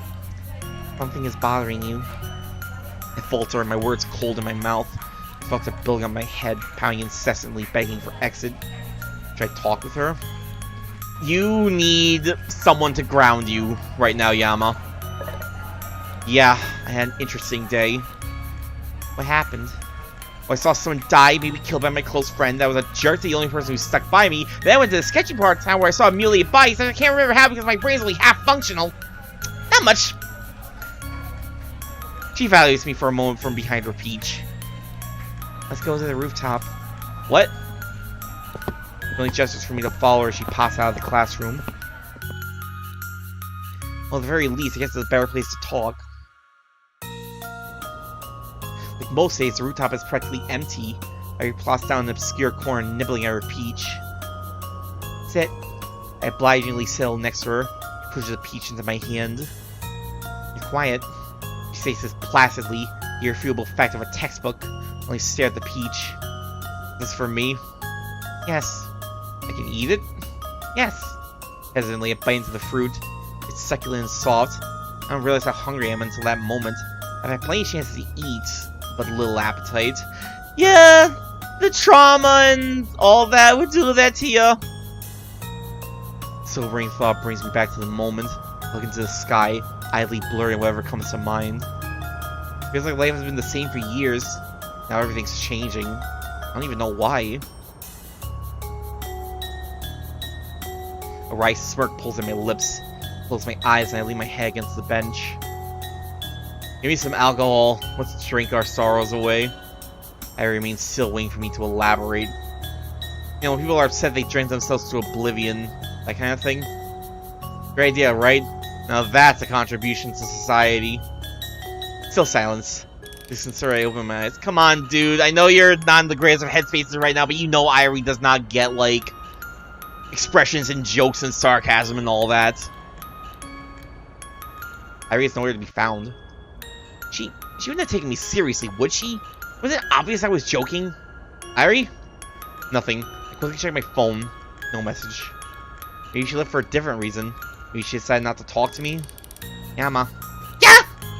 I whip around. Irie staying behind me, hugging a bottle of sake in one arm and a bottle of vodka in the other. No! Underage drinking, no! Oh crap, she actually took me seriously. You dumbass! Where'd you get that from? No, never mind. How'd you get that into school? Alcohol is strictly forbidden. In the space of maybe a minute, she's managed to acquire some and smuggle it in. Irie only smiles lightly, holding both bottles in my direction. Drink. She was so proud of herself. I can't find any to refuse. But alcohol? What am I supposed to do with this? It's time to get crunk. Can you return it? You want to drink your sorrows away? Well, no, I want to get drunk. Ah. She suddenly sprints away towards the edge of the roof. Alarmed, I follow after her and watch in shock as she manages to nimbly jump on the branches of the tallest tree. And only as soon as she manages to shimmy down the tree onto the ground, her small frame is immediately lost in the foliage. Too alarmed to speak, I mindlessly walk back to where I sat before. What kind of girl is she? I stare at the alcohol that's now in my possession. Wait, we have alcohol. I could get expelled. I could go to prison. I could... Here. Yeah! Where'd she even come from? Didn't you just see her in that tree? Take this. Pushes a can of Starman energy drink into my already full arms. Mix this with alcohol, you become intoxicated much quicker. What? You feel alert, so you want to drink more. Do not. That is how you get your heart stopped! That is how you fucking die, I think! I should have guessed I already take my words at face value. But how does she even know all of this? Wait, I don't actually want to get drunk. It was a joke! Joke? First of all, I'm not stupid enough to get drunk. Especially given that my brain's only half functional as is. This is illegal at my age, not that Irie seems to care. Wait, first things first, how do I get this alcohol out of school without anyone noticing? I guess I could just ask Irie, but that doesn't seem very fair to her since I was the one who made her get in the first place. Unintentionally, of course. How'd she get here? I know she can climb trees with ease. Maybe she also went through with ventilation or sewer systems? That's ridiculous. Isn't it? We're on a roof! What sewer systems would be up here? Either way, the key lies in her hands. Irie, how did... Bang! I watch in horror as the cork shoots out of the vodka bottle, sails over the railing, and plummets to the ground below. Ow! What the hell? Oh. Well, crap. Is this a cork? I gingerly peel over the railing. As soon as clutching the vodka corks going upwards, I hurriedly lean back before you can see me. Fantastic! And I thought this cake couldn't get any better. It teaches this quart just came from the rooftop. Oh, this is... Ah! The smell! Is there a party on the rooftop? Not an official one! I whisper as the teacher storms to the classroom building. She'll be here any moment. Frankly, I turn to Irie, who's experimentally tasting the vodka. Irie, stop getting drank! Irie, we need to get rid of this now. Irie quickly registers the urgency in my voice. She probably sets the vodka downstairs right at me. Throw it away? What? No, just put it back wherever you got it from. Oh. She quickly hands the alcohol to me. I wasn't trying to steal it from you. What? Why you? No, put it back where... Slam! She just stops at the rooftop and she's searching for someone to kill. Filled with panic, I make a vague shooting motion in Irie's direction before I leap out of my cover into plain sight. Professor? Crap, my voice cracked. Come on, where are those make-believe skills? You! Teacher barrels in my direction, her eyes flaring. Do you see any other students on the roof? No. You admit that this cork came from you. She raises the cork with shaking hands. Dang, I should have made something up. I should have said there were students, but they ran away. What's that? The only half-intelligent thing that comes out of my mouth. Don't play dumb with me, young man. Where are you hiding it? What? Can't think of it. Why are you staying in front of this bush? Bush? What bush? Steps to her right. I follow the blocker of view. She weaves to the left. I mimic it. Okay, that was definitely suspicious. What's behind you, is it? What's behind me? You're taking your own grade, young man. Move aside. This is it. This is what all my years of suffering through school have turned into. This is a culmination of my sucky week. All the investigation, all like the screwing out of teachers, all the shit that we went through, and ultimately it all ends because we made a joke about wanting to get drunk, and someone took us way too seriously. It should be stupid. It should be trivial. Getting expelled from school? What does that matter in the face of 5 deaths? Or losing my friends? What if I turn homeless? What if I enter the spiraling abyss of debt and I have to join the Yakuza and I contract tetanus during a job gone wrong? I suppose you're clear. She stepped back from the bush. Surprisingly, it's empty. There's no sign of Irie nor the alcohol. Did you finally understand why men are she just taking to a more terrifying purpose? She suddenly whips to me, her eyes narrowed. Well, I apologize for suspecting you without any basis. She sounds about as apologetic as a toddler in a tantrum. I can find those irresponsible students who are in the possession of alcohol. Give them a little message for me. They can run, but they can't hide. Then just as abruptly she entered, the teacher races from the rooftop, slamming the door behind her. I only sink to the ground, relishing the roof that washes through my veins. I live another day. What a ridiculous encounter. Yama. Yeah! This is the 3rd time today, Yama. Come on! You need to learn. Again, Irie appears as if from nowhere. This time the alcohol is nowhere to be seen. I understood. I put them back. She practically bursting with pride. Well, for Irie. Hesitantly, a pat on the head. Thanks. She only nods placidly and continues to munch on her peach. Just curious, but where'd you get that stuff anyway? The vodka and sake? Cafeteria kitchens? Oh, I see. Wait a minute. What? You stole it in the cafeteria? They weren't using it.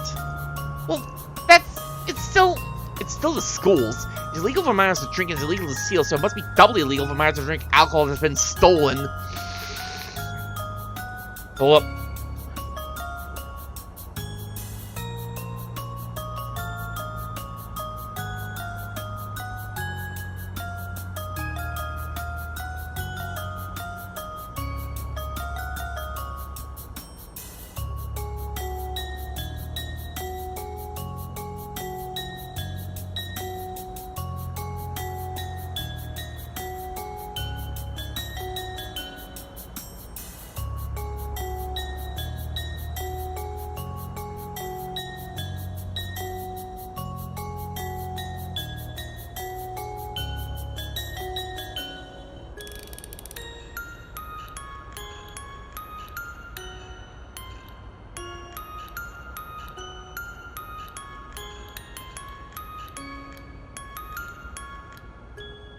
Okay, sorry about that. I felt a bit phlegmy there for a moment. Had to take care of that.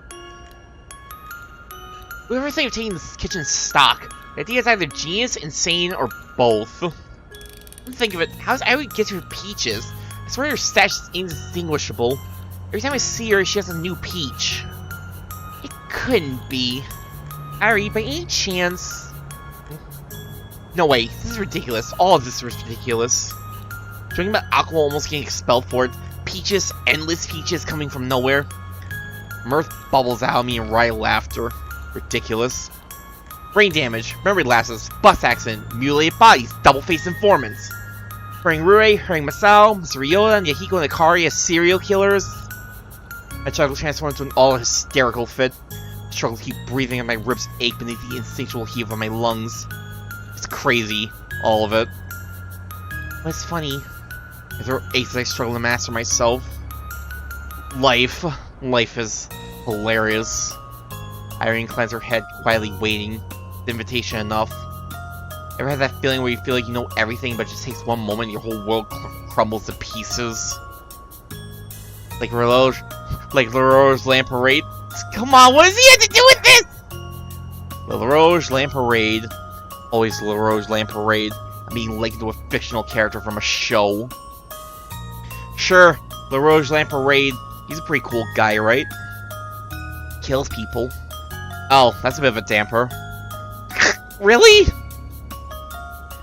The Code Geass have like a video game? Now I think about it, hold up.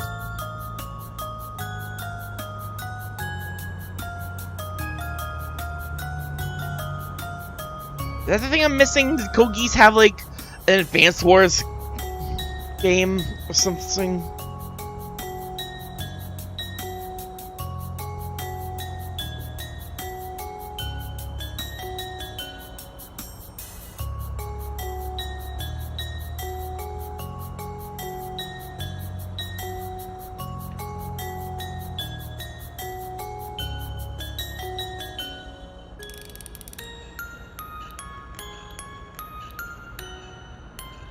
Okay, apparently there are a bunch of Code Geass video games. So now I don't know where to start. A few mobile games.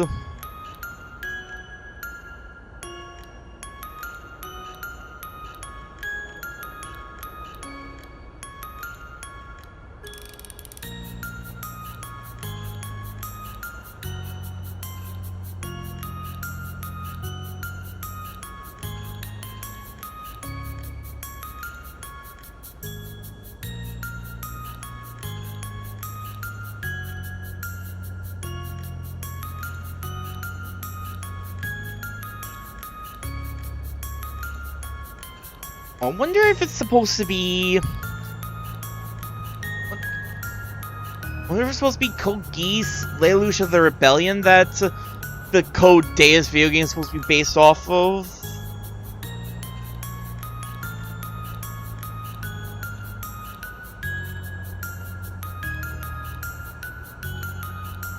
It could be it, because that is a Nintendo DS game. It does look... At least from the pictures I'm seeing, it does look like a strategy RPG, but... I don't know, I need to look into that more on my own. And I don't feel like doing that on stream. I've only got, like... half an hour or so left. I'm probably not any better. Rin and I got in an argument yesterday, and I was an idiot. I don't know what came over me. The kinds of things I was saying, I never thought them. Not genuinely.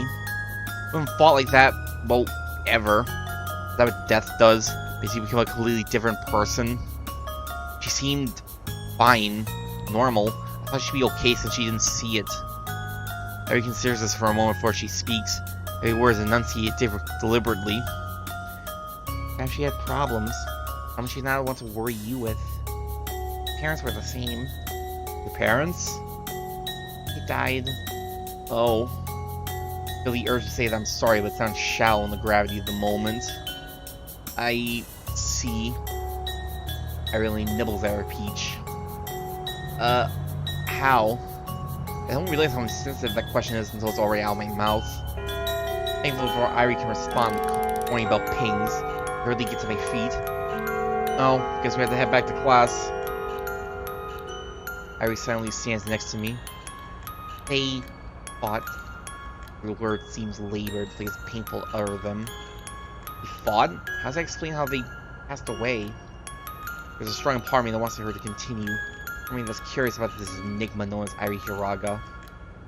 But I can't bring myself to do it. Enough craziness going on. Thinking about Airi's past might just make things worse. You don't have to tell me. Fine. Move to the rooftop door, key on exiting before I cause any more trouble. Better this way. My curiosity just leads to hurting people anyway. Airi silently follows me, staring at the peach cut in her hands. What is her story? Part of the stairway. I'm not sure what to say, but at the very least, she doesn't seem angry at me. Just awful. I expect to spend the remaining of time by myself, but instead I find Misaki waiting by my chair. Ah, Yama! Hi. Wanna go somewhere with me? What? Now? No, tomorrow. Of course right now. Class is about to start. Are you seriously coming up with an excuse to stay in school? He's right. Normally I wouldn't mind. Though, you're saying we should ditch. I prefer the phrase investing our time in other endeavors. Though ditching. It makes it sound so ugly. So as this may be, it might actually end up being kind of fun.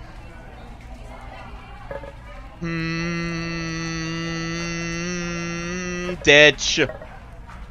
School's for squares. And I'm really not in the mood for learning and all that shit. Let's go talk about dead people. Why not? It's like I'd be doing anything productive in school. What are you thinking? I was brightly gesturing to the door with both hands. You'll see. I obligingly exit the classroom right as the bell sounds. To make our way down the street, newfound excitement takes the place of anxiety.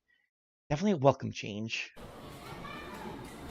Friendly, she leads me to GFC. Come on, I go here all the time! Take me to Taco Ring or whatever. At least, come on. Change the pace. After we order and pick up our chicken, we slip into the nearest booth. I found this place the other day. Their wings are really good. I know, I come here a lot actually. Really?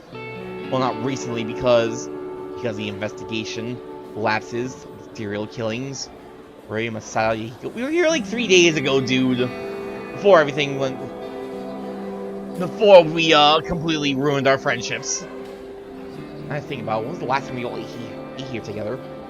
Has it really been that long, or is my memory just that unreliable? When Misaki manages to change my face, Lily leans forward, her attention fixed on me. Something's bothering you. Something's always bothering us, but man, it feels so much more poignant now. This thing has to do with your fight with Rue? Wait, how do you know about that? Because she told me. Well, more like I forced it out of her. The aspiration is quickly replaced with concern. You're still having your lapses. Told you about that, huh? And about Mizu. That you almost drowned. Boy, are you going to lecture me about that too? My response comes out harsher than I intend. Instead of getting angry, Misaki only raises an eyebrow in bewilderment. You jumped to the river to save someone. Why would I lecture you? Because I didn't save him, Miki. I couldn't even save myself. It just ended up being useless. Again. Damn dinner! She suddenly shouts something incomprehensible, slamming her fist on the countertop, and when the restaurant immediately stops to look at us. You know what I hate most about you, Yama? The fact that you always bring yourself down. Yes, you could have died, but you tried anyway, right? You could have ignored him. You could have just let that boy drown and no one would have thought less of you because of your condition. It's not always about succeeding. It's about having faith in yourself. Fingers curl on the edge of the table, nod heaviness to her tone. Even with your condition, you're a lot more capable than you think, Yama. Please, don't ever say that you're useless again. Response to her words can only remain in stunned silence. She actually commending me? Even though I almost died? Even though I hadn't accomplished anything? But to be completely honest, I almost feel a little touched. Finally realizing that her outburst had attracted the attention of nearby customers, Saki's face blushes a bright red and she sinks back into her seat. I'm sorry, I shouldn't have yelled at you like that. I think you needed it. Pain in her voice is almost palpable as if she had just slapped me across the face. That's Rue's thing. Oh, it's fine. We should probably finish eating. Yeah. We redirect our attention back to our food. Chicken. The next few minutes, we eat in awkward silence. I'm about to say something and bring attention until I notice Misaki's reaching for GFC signature hot sauce. Misaki, though. Miki. Before I can warn her, she's already downing her wings like there's no tomorrow. Isn't that spicy? The ketchup? That isn't ketchup, it's hot sauce. Oh, so it is. She merely shrugs her shoulders and continues eating, seemingly unaffected. You know, not even Masao can handle that. That must be a wimp then. Wow! Okay! She says this teasingly, looking like a chuckle for me. I'm pretty sure she's probably the only person who beat Masao in an eating contest. I don't want to see that, actually. Oh, have you seen that pat I sent you? You sent me a pat? Have you been using pat recently? No, fuck Twitter. It's a cesspool. Even back in 2016/18, it was a cesspool. To be honest, no. Besides, motioning me to hand over my phone, I obligingly do so. Apparently, a Komodo commercial has generated a lot of buzz. After reading some of the comments, you seem to have quite a few fangirls.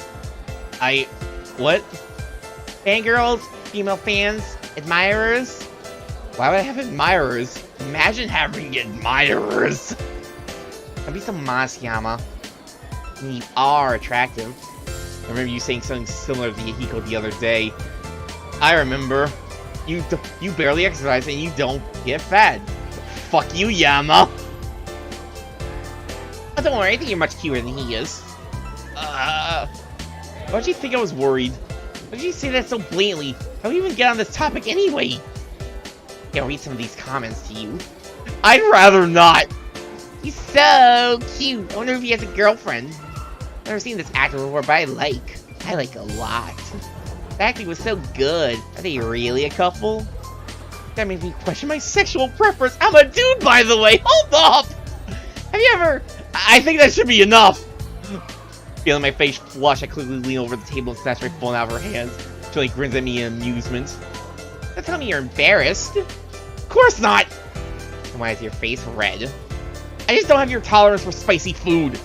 She goes with this, absorbing herself in her own phone. You should seriously consider becoming an actor, Yama. Not like I did that well. Did well enough considering the circumstances. Can't help but feel a tinge of pleasure at her praise. I'm not an actor, then what? I'll probably just manage my parents' restaurant. She pauses, raising a questioning eyebrow at me. Here comes the managing your parents' restaurant isn't a real job remark. I know you could cook. That's what you were surprised about? I'm decent, I guess. Can I be your first customer? Sure. You'll let me eat for free too, right? What? No way! Why not? Because it'll put me out of business! You have business. I point to her empty plate. She seems to make the connection. Try eating a little less on me. Are you implying they eat too much? I'm just saying you have to pay the full price, otherwise I wouldn't profit. You definitely wouldn't be able to profit if your arms were broken. Oh! Well, that escalated quickly. I have to have all my bones intact, thank you. But you shouldn't call a girl...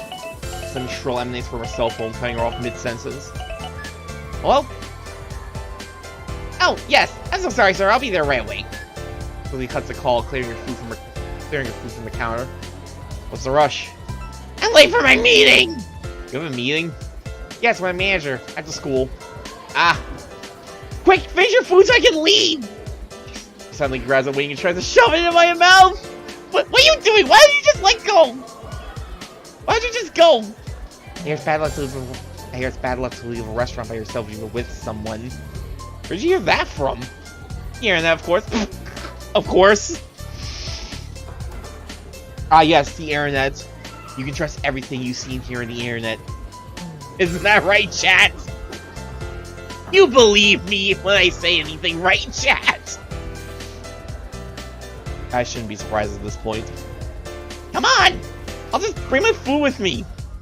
I'm fetching a food container for my wings. Misaki drives me out of GFC. Straight into the warm, spring-tinted air. Misaki turns to me, facing on a smile. Thanks for finishing school with me, Yama. No problem. If we can do this again sometime. Planning on becoming a delinquent now? I mean, me a GFC. I'm in some class as it is. In that case, sure. I like that. Well then, later. That Misaki waits animatedly, running off to work.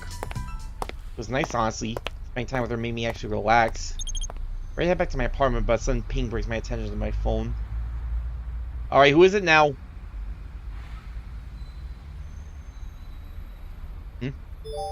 Kira, stop, General! Every little bird in the turret that you were feeling a bit under the weather. Want something by a drama club? It's a party! Figuratively speaking, of course. Drama club? Now? Well, I guess technically I have nothing better to do. Screw it, why not? We're already having fun, let's keep having more fun! Not a bad idea. Some make-believe might be just what I need, especially with Akira if that display on the rooftop is anything to go by. What classroom? 2C! Be there, be a cupcake! You see now, Square's just so yesterday. Ah yes, be there, be square. The phrases of yesteryear. The cupcakes are delicious. I roll my eyes, but I'm smirking as I enter the classroom. Let's not parse that statement. Yes, it should make my day considerably less crappy. 2C is just as generic as 3B. In fact, the only difference in my classroom is that it's currently filled with a scattered group of students. Numbers seem to be fewer than when I was last here. Good day, General! There pops from beneath the desk, face shining in a cheery grin. Glad you decided to join us! I end up smiling back. So what's going on today? Oh, just improv exercises. Have some fun, all that jazz. Our impromptu performance the other day was about as successful as a Puritan party, so we're taking today to relax and gather our morale. So, it didn't go well? I can say with 100% confidence, that was absolutely terrible! And that's why the room is so empty? I see that nothing escapes your eye, Mr. Holmes! Hey, that's Sholmes to you! Herlock Sholmes, get it right! Yes, many of our own number have deserted us. We're left stranded in the desert, wretched, alone. Oh, whoa! Oh, whoa? What? Despite the dramaticism of her tone, I notice that she seems to be happier. You like that there's less people, don't you? Well, that sounds so unpleasant. Rather, a smaller, more intimate group provides for a better screen time cards in the case that our lives are made into a show. Imagine your life just being broadcast for the internet to see. Horror. What?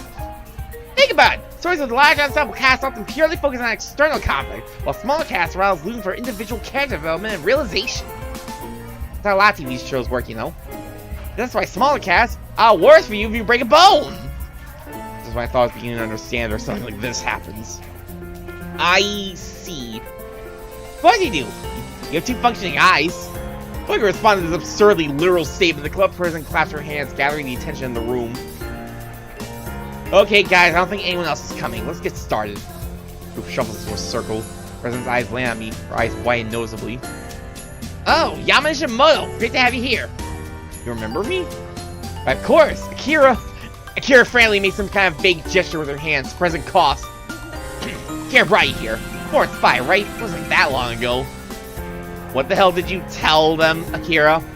Notice their unusual action, but decided to ignore it. Right. Well, you're in luck. Today I've got some great exercises planned. You guys ready? Group so small, let's have a hearty roar. President slides a hat toward the middle of the room. Inside it lands a tangled mass of paper. Okay, let's do some warm-up improv. Gary, do you mind? It'd be a pleasure, Prez! She eagerly shuffles forward and snatches a random slip. Her eyes drift over the words. My character is a lawyer! Objection! Good. Tassia, why don't you match her? No thing, Prez. He also extracts a slip and snorts in disbelief. A dragon with an attachment complex to his captive princess. What? Great, you know the drill. 3 minutes. Ready? You're stranded, adjusting her jacket. Partner leaps on the desk and crows lightly, as if he's actually a dragon. Go! Kira strides forward, whipping her finger to her partner. Hold it! Mr. Dragon, you not aware of the severe consequences associated with kidnapping? It's a serious felony offense. Your life sentence will be equivalent of 20 human years or more if you do not cooperate at once. No! You can't take her from me! She's mine! My precious. Kira slaps her hand convincingly on the table. Your Honor, the defendant! We're not a court of law, little lawyer. Go away before I fry you to a crisp. Take that! I thought thought that dragons would be creatures of honor. She's really just pulling up. You better give us an objection, Akira. Must I challenge you to a duel? Partner gives a long, dreary sigh as if genuinely disturbed by Akira's incessant presence. Fine. Well, no little lawyer, but I refuse to forfeit my precious. Enlighten me. Simply this, little lawyer. You're playing by the code of humans. I am playing by the code of dragons. Shall I tell you what the code of dragons states? A dragon can have any poor innocent soul whenever they so please? No. In fact, little lawyer, is prohibited for a dragon to withhold a precious maid for more than 24 hours against her will, barring the major extenuating circumstances. Which is? The place to which you must return is worse than in our possession. Room gasps slightly, and Akira's confidence falters. She... What? My dear, dear, precious little lawyer was cruelly abused in her own castle. It's safer for her here than anywhere else. But that can't be... Brief silence falls on the group, punctuated by the shrill tone of an alarm. The president hastily waves her phone as class breaks to applause. Climb up! Great job, Akira, Tassia. That was really creative. Moth Treats was a brilliant comeback, Tassia. It was so fun to watch. Akira sits next to me and lean closer to her. So, this is just an improv where anything goes? Actually, it's more like a battle of wits. As the improv continues, the scenario is created where each person clearly takes one side. While staying in character, they must figure out how to win the battle of wits before time is up. That doesn't seem very even. I don't know, I'm just no good at it. You see, I should have said the princess was actually sparring. Therefore, what the dragons perceive as abuse, society perceives as normal. That kind of improv concept is very interesting. Never thought something like that before. Okay, next. Yama, wanna give it a try? Sure. Looks like a slip of paper from the hat. Ha, just my luck. A delinquent boy. What'd you get, General? An honorable samurai? A terrific knight? Sorry to disappoint, but... Hi guys, I'm so sorry for being late. Oh. Oh. I was thinking maybe Rui's just skipping on account of, like, having fought with Akira before, but... Suddenly the door flies open and Rui comes rocking into the room, dumping her backpack on the ground. My mind runs completely blank. Rui, he's part of the drama club. I completely forgot. A perfect timing, Rui. Why don't you play opposite of Yama? We're doing battle improv. Rui's eyes land on mine, surprise etched clearly over her features. Guilt turns on my stomach as she shuffles away, her smile adopting a clearly awkward tint. I probably... Come on, the hat's waiting. I think I forgot something. She inches through the doorway. I rub my fingers in my pockets, trying to stem the stifled air out of my lungs. Rui! Rui halts in her steps, staring pleadingly at Akira. Why don't you be Yama's partner? Horror spreads across Rui's face. Fierce indignation rears in my stomach. I bite my tongue to keep my words back. Why? Of all days for her to interfere, why today? Does she know what happened between Rui and me? Is this a way of exacting revenge since she got in a fight with Rui? I had to go, Akira. What? Rui? Rui quickly scoops up her backpack and bolts from the room. Her face falls. Well, it was worth a shot. And they're so antsy. An uncomfortable silence descends upon the room, more than I can bear. I barely grab my backpack, my mind is still clouded with anger. So I have to go too. Thanks for the performance, though. Wait, you two? Already? General, what? Goodbye, Akira. Awkward. Barely able to keep the snap out of my voice as I rush out of the classroom. I stop only when I break into fresh air. My thoughts now broken from their mold are racing uncontrollably in my head. Rui, train, Shoji's death, seeing Rui, yelling at Rui, hurting Rui. I even forgot that she was in the drama club. General, hold up! Akira sprints to me, face raw with worry. Why'd you leave all of a sudden? I clench my jaw, working to keep my words civil. Akira, I need you to be honest with me. Okay. Did you also ask Rui to come to drama club today? She usually comes, but I wanted to make sure. That's answer enough. Why did you want to make sure? Because you want us to meet? Well, yes. Here, please. I told you this before, but you need to stop meddling. Look, Rui and I fought yesterday. We're just having that classroom. But I think you might have made the scenario a whole lot worse. Yeah, I know that you and Rui fought. What? Anger blossoms my stomach. Why'd you plan this? Do you intentionally try and make us miserable? Is this because you and Rui are on bad terms? No, Rui and I made up a long time ago. Well, actually it was just yesterday. But still, that disappeases me slightly. Try to withhold my accusations. Then why? When you make up with Rui, General. I wasn't there, so I know who was wrong and who was right. It's always best to apologize first. The words are unusually straight and simple, especially coming from her. So I don't appreciate how she's meddling yet again. Here's the thing, I don't even know if we will make up. We might just not talk to each other again, move on with our lives. That's exactly what can't happen, General! Don't you see? You move on, you leave loose ends, you end up with regrets that fester inside you like mozzarella cheese in an Indian summer! Sorry, an Indian summer? What? Even if it's painful, you need to make up. Because by the time you're ready, too late. She sinks into the bench. First time I realized her chipper demeanor belies an exhausted face. Too late. She spends a moment in pensive silence before she speaks. You sense a story behind her heavy words. Now, you know Shoji, the unfortunate soul, recently died. I do. More than I wish I did. He was in my class. A moment to swallow this fact. Shoji had to be part of a class. Of course, I just hadn't thought of such an association. I saw him, General. I knew Akane. I knew their relationship. I knew she disappeared and he was taking it hard. All the signs, every single one. He joked about suicide. He wouldn't talk with anyone except to disclose his friend Haru. Haru was in a different class. He wouldn't eat, wouldn't sleep. He's even giving his stuff away. He was saying goodbye to everyone. Morbidly fascinating. Even though I can sense a heavy sense of guilt in Akira's words, I found in the back of my mind cataloging that Shoji was planning to die. The incident of the train was suicide? I quickly catch myself. Now's not the time to think about this. We need to understand Akira. We associate with her guilt. Not something that she should bear in the first place. It's a textbook example of a suicidal thinker, General, not just ignored him. Awkward to talk to him. Weird to approach him normally. I did nothing. Rui talked with him. He did what I should have. She did? When did she? No, I shouldn't be surprised. That's something Rui would do. Rui with her big, soft heart. Heart that I brutally crushed. Yeah, that just shows that death isn't your fault. It shows you died regardless of what she said. No, General, I could have done something. If I just talked to him, if I just smiled once, just waved once, just let him know that he mattered. Died, General. He died and it was too late. I always thought that Akira's bubbly exterior would allow all the troubles of the world to bounce right off her skin. She's taking Shoji's death harder than anyone I've seen. The pain in her voice is nearly palpable. No, that's what can't happen with Rui. Life is just too short. You don't know what the next day will bring. You can get run over by a car, or we could get run over by a car, or a nuclear bomb will hit us and wipe out the entire population. Or we'll get into a bus crash. Let's not go there. It might sound stupid, but you have to make it now before you have any regrets. She places her fingers together and stares at them. So, please, go with Rui, General. Don't let the skirmish turn into a 7-year war.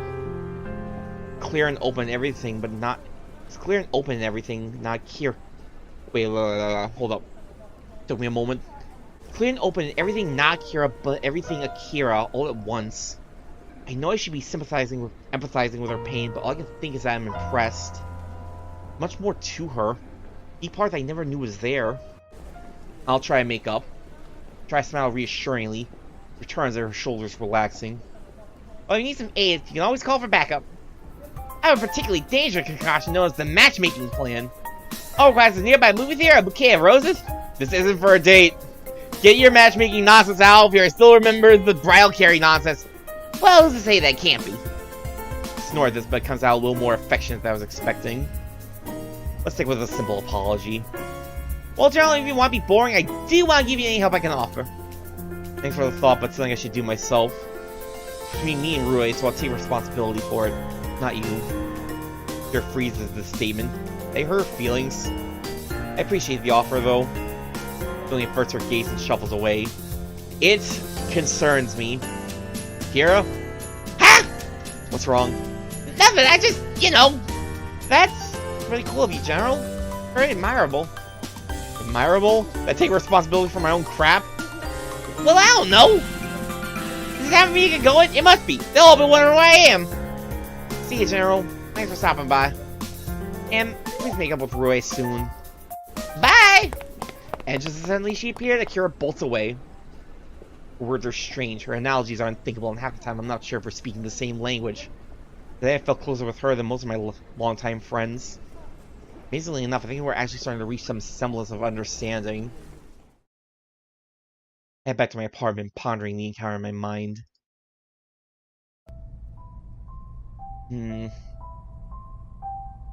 Still out by the time I return, they treasures ahead of me full of possibilities that don't actually exist. I could study if there's any point in doing so. I can hang out with my friends if I hadn't already screwed them over somehow. I should just talk to them. Honestly, and apologize. At the very least, hear their side of the story. Try to understand what exactly is going on in their minds. And yet I don't. Even I'm not completely sure why. The clue lies in this nagging thought in the back of my mind. It's better that they don't know you. It's better they didn't have to blow off classes in order to find vague clues for an even vaguer case. It's better they weren't forced to deal with some depressed kid who never got over his sister's death. Maybe their lives would be easier. If that's the case, the only thing I can do for anyone really is to solve this case. Solve this case and stay out of the way. Key lies in my laps. Everything could change depending on what I saw last night. You're a coward. See about that. You know why that exchange took place and what it meant. Break out my train of thought, pondering my next course of action. Doctors can be trusted. All you need is a strong trigger. Then I can give my brain a nice kick. Like a bloody corpse. Right. Easy. Raise my phone, hand shaking. Nausea churns in my stomach as I bring on my browser search engine, switching the mode to images. I can do this. Rui, from Masato, Yahiko, Mr. Ryota, Shikure, the people who died. Mizu. Tap the screen of finality. Gruesome scenery floods my pupils, pulsing into my brain like black oil. It wraps around me, strangling my breath out of my lungs, laughing softly in my ears. Too late.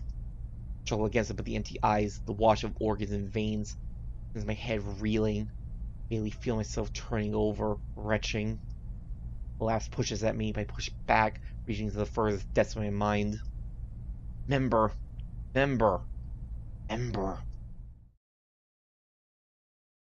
You can do it.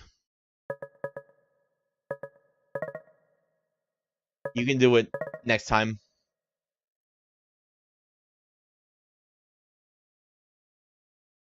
I'm ending now. I think I'm ending a little bit early. I don't know if it's like 3 or 4 o'clock I need to be available by, but either way, I'm going to, either way, I want to be available. So, I'm going to go ahead and end off for today. But I don't think we got any new achievos. Yeah, no, there was nothing I could have gotten.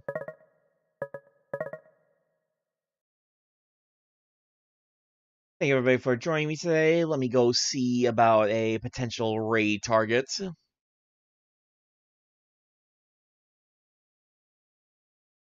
Yeah, things are getting heavy. Things have gotten incredibly heavy.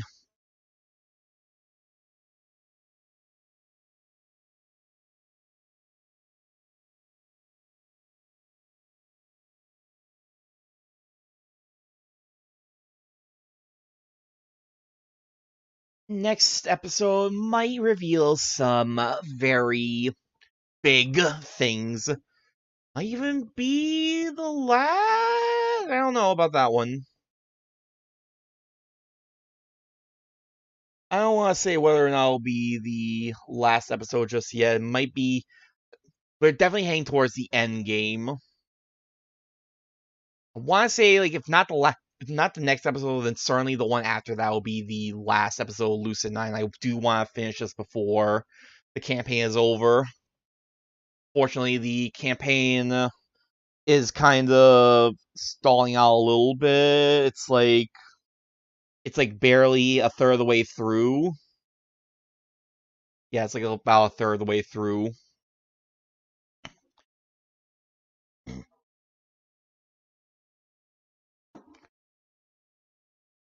So I'm still gonna continue on with Lucid9. I am going to be switching Lucid9 over to. I am going to be playing this a lot more closer to midnight for the rest of Lucid9 though, because now honestly I should have just kept this for like next week, like late night. I forgot just what sort of I forgot just how creepy things were going to get, how like dark things were about to get. So next time on Lucid9, I'll be switching over to my 11 p.m. slots instead. For now, though, let's go ahead and raid. We're gonna raid Trazy. Trazy is a dude who I know he's close with like a lot of my other friends. I know he's particularly close with Captain Relu. He's close with Rack and Drac. I don't really talk to Trazy a whole lot myself, but he's a cool dude. I remember he was a cool dude, so let's go ahead. Looks like he's playing, yes, he's playing Pal World. The newest contender to Pokemon's crown. With its guns and like, hey, just fucking kill everything. You want to just kill your pals? Sure, go ahead. I was reading the description on that. It was wild. Alright, that's enough rambling for me, though. Thank you, everybody, for watching. I hope to see you for the next stream. See you then.